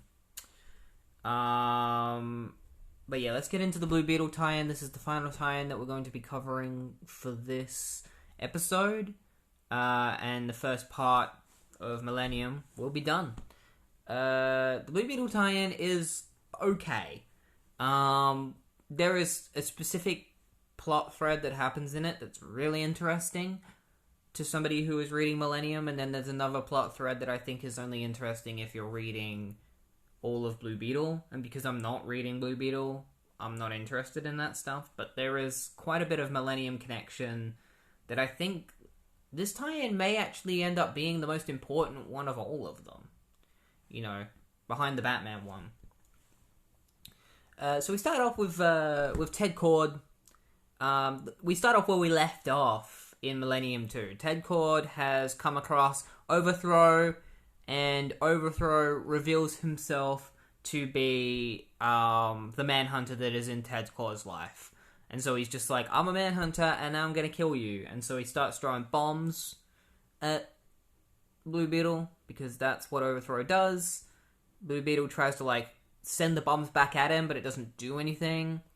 And so he then instead tries to call the Beetle, which he does, which is, like, his big ship, and shoot Overthrow with a bunch of lasers. And Overthrow manages to dodge them. But the solar blasts melt his shoes to the ground, so he can't chase after Blue Beetle, who has decided to go and see the Justice League because they've called him to come to their aid, to come and meet them. Meanwhile, in Iran, they're kind of dealing with, they're a war-torn country, so they're dealing with a lot of that kind of stuff. And we see Salima, who, if you don't remember, she was in Millennium 2, or Millennium Issue 2. She was the woman in Iran, the Guardian, and Lady Zamoran, and the Zamaronian, however you want to pronounce it, went to visit. Is it Sophia? Is that her name? I think so. They went to visit her, and obviously she said, I'm a woman, so, there's no way that they're not, they're gonna let me do this. But the idea of doing it really intrigues me, so I'm gonna try anyway. And she's been followed by this, she's being followed by this journalist whose name is Hemming Anderson. And I'm pretty sure he's the same journalist that we saw earlier who bumped into that Legion character, Kent. Her last name's Kent. Can't remember her first name because she appeared in like 2 panels. But he's following Selima because he's trying to, help. He's trying to help the Guardians stop the Manhunters. So he's investigating like the new Guardians and like whoever the Manhunters are. And he works for this group called Bifrost, who are essentially, they're like a British agency that are all named after different like Norse gods. Like he talks to this guy called Heimdall to report, and then Heimdall reports the information that Anderson has gathered to their Paris headquarters, which is called the Dome. And then that data is then passed on to the Justice League International. So that's how the Justice League International know what's going on. So, yeah, Anderson has sent them the reports about Selima, and then they've sent those reports to the Justice League International, and the Justice League International are like, we gotta go to Iran to save this woman Selima because she's in danger. She's probably gonna, the authorities there are probably gonna try and kill her as soon as they find out that she's supposed to be this hero, because that's frowned upon over there. And Blue Beetle suggests that he go, because he's been to Iran before. He used to have Accord Industries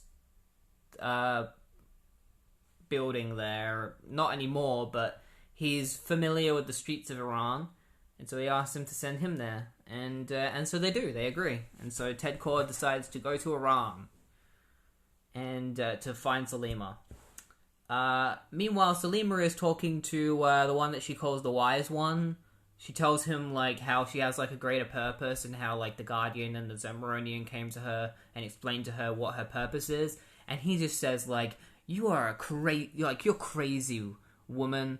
There's no way you, a woman, would ever be picked for something as grand as this.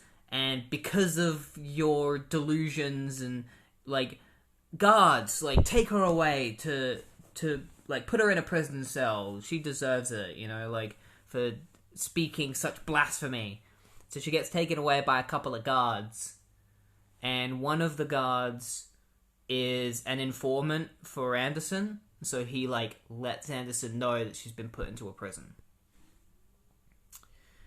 And so that Anderson can tell, Blue Beetle. So Ted Kord is disguising himself as this guy named Edgar Hemp, a software salesman. He's on a plane on his way to Iran, and on the same plane is a man who calls himself the Catalyst, living pharmacopoeia, or pharmacopoeia. We'll find out what that means later.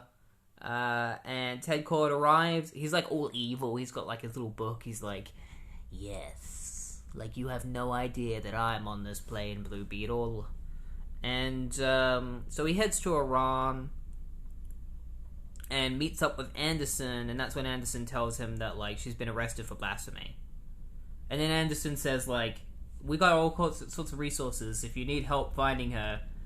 And Ted Kord's nah, that won't be necessary. And to himself, he's I've got my own resources, because he's obviously Blue Beetle. So he gets changed into his Blue Beetle costume, and he heads to the prison to find Selima.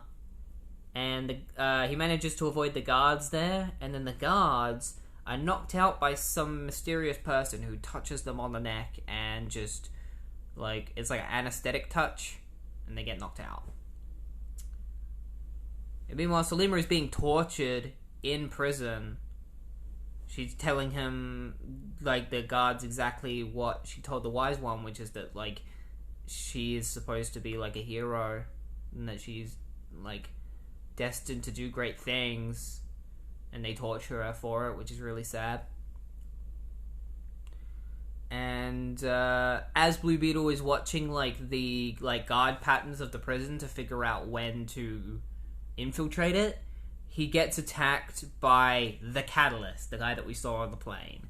Basically, the Catalyst is this guy who I'm pretty sure made his debut in this comic, but he is a guy who was basically just given the abilities of, like, pharmaceuticals. So he can touch someone and, like, render them useless with anesthetic and stuff like that. And he's there to stop Blue Beetle. He's been hired to try and stop Blue Beetle from saving Selima. And meanwhile, the Dome are dealing with a situation that involves this man named Cornelius. He has his own industries, and he is creating these weird creatures disguised as humans. It doesn't say that they're Manhunters. They might be, but I think this is just part of, like, Blue Beetle's ongoing story. You know, they got their own. They got their own heroes. One of them is Fluidalis, who is like a superhero that works for Paris, like the Dome. And then another guy is called the Legionary, who works for like, he's like an Italian hero that works for, like, their Italian subdivision, because I think Bifrost is like a worldwide thing, or at least, like, that's not their entire name, but, like, they're this organization that have, like, different sub, like, bases in, like, different parts of the world, and they all work together. And so these are two heroes that work for them in different locations. So they're trying to, like, infiltrate Cornelius's lab, and Fleur, the hero I mentioned earlier, goes back to the Dome and explains to one of her, like one of the workers that works at the Dome. I think, what's her name? Mamzelle. She's the director. And I think I pronounced it right. It's like Mamzelle.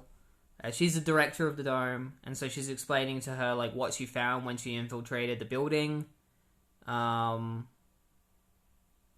she does is explain that, like, there were these things that were once human. I don't think it matters overall to Millennium. So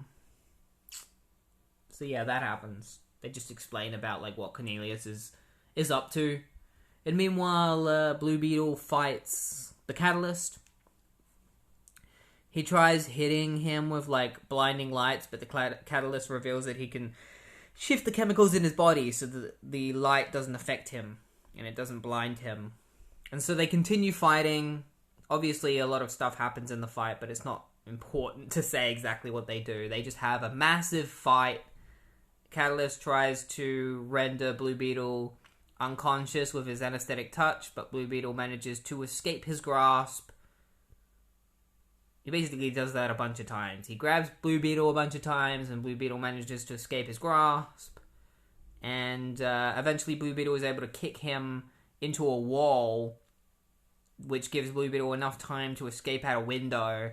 And as he jumps out the window, Catalyst grabs onto his legs, but Blue Beetle knocks him off, and Catalyst falls to the ground and basically is like, "I'll get my revenge. Like, it's not over, Blue Beetle. I'll come after you." So Blue Beetle manages to get to where Selima's holding cell is, and he sets Selima free, but the guards come and they try to shoot at them, and so he helps Selima escape by throwing a couple of, like, frag grenades at the guards to get them to go away. And he uses a zip line to carry Selima out of the building, and they both escape. And then that's when Selima says that she's going to help Blue Beetle get back to America. And she wants to announce to everyone in Iran, like the people on the streets and stuff, that she's going to be leaving to go to America, and that she is, like, she has, like, a greater purpose. She wants to tell everyone that she's going to be, like, one of these new guardians. And so she does. She goes and tells everyone. And they all have the reaction that she was not expecting. She was hoping that they were all going to be supportive of her, but everyone starts yelling at her that she's, like, a cow, and that, like, she speaks blasphemy, and she's like, and they're like, "Such sin cannot go unpunished."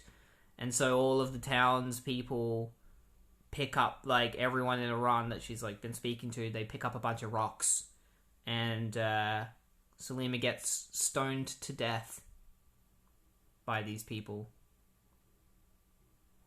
Which is really sad, because, like, not only is this character who we were building up to be quite important to this event, because she was one of the new Guardians, like, she's dead now. And,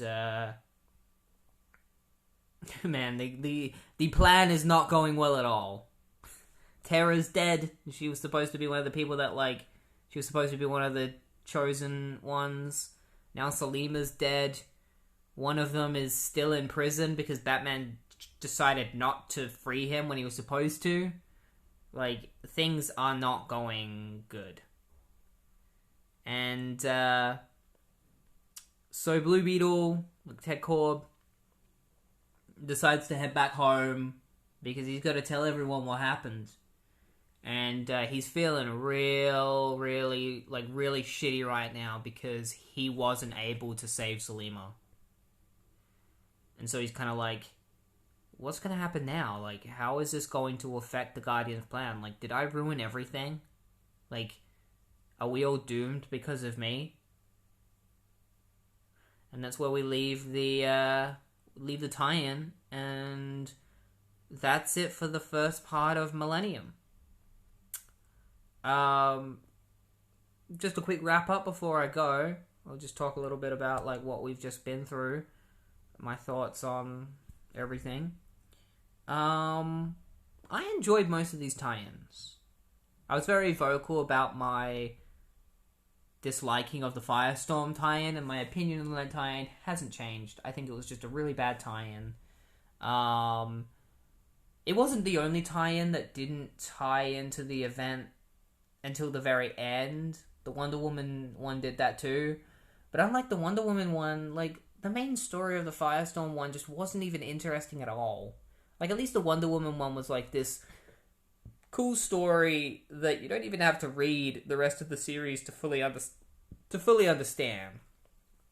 Like, they tell you what happened in, like, the issue before it, you know? So you're not left not knowing what's going on. But the Firestorm one is like, if you didn't read what came before it, you have no idea what's freaking going on in that issue with, like, the three personalities. Firestorm has its own personality. Like, my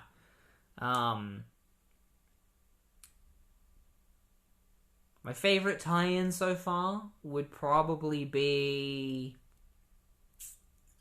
I really liked the Batman one, just because I like Batman, and it was just a fun tie-in.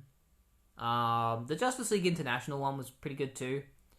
And I can't help but be a little bit biased towards the Flash one, because I did enjoy it. I especially enjoyed, I think the reason why I hold the Flash tie-in so high in regard is because the interactions between Wally and his father, when he finds out that his father is a Manhunter and that his mum was supposedly dead, was very heart-wrenching and was very well done. Like, there was a lot of emotion there. You know, Wally just straight up, like, rages at his dad, and it's very satisfying, especially because his dad is now, you know, he's been retconned as being a bit of a douche. And even before the Crisis, he was a bit of a douche in the 2 appearances that he made. But yeah, I hope you enjoyed this part of the Millennium Event.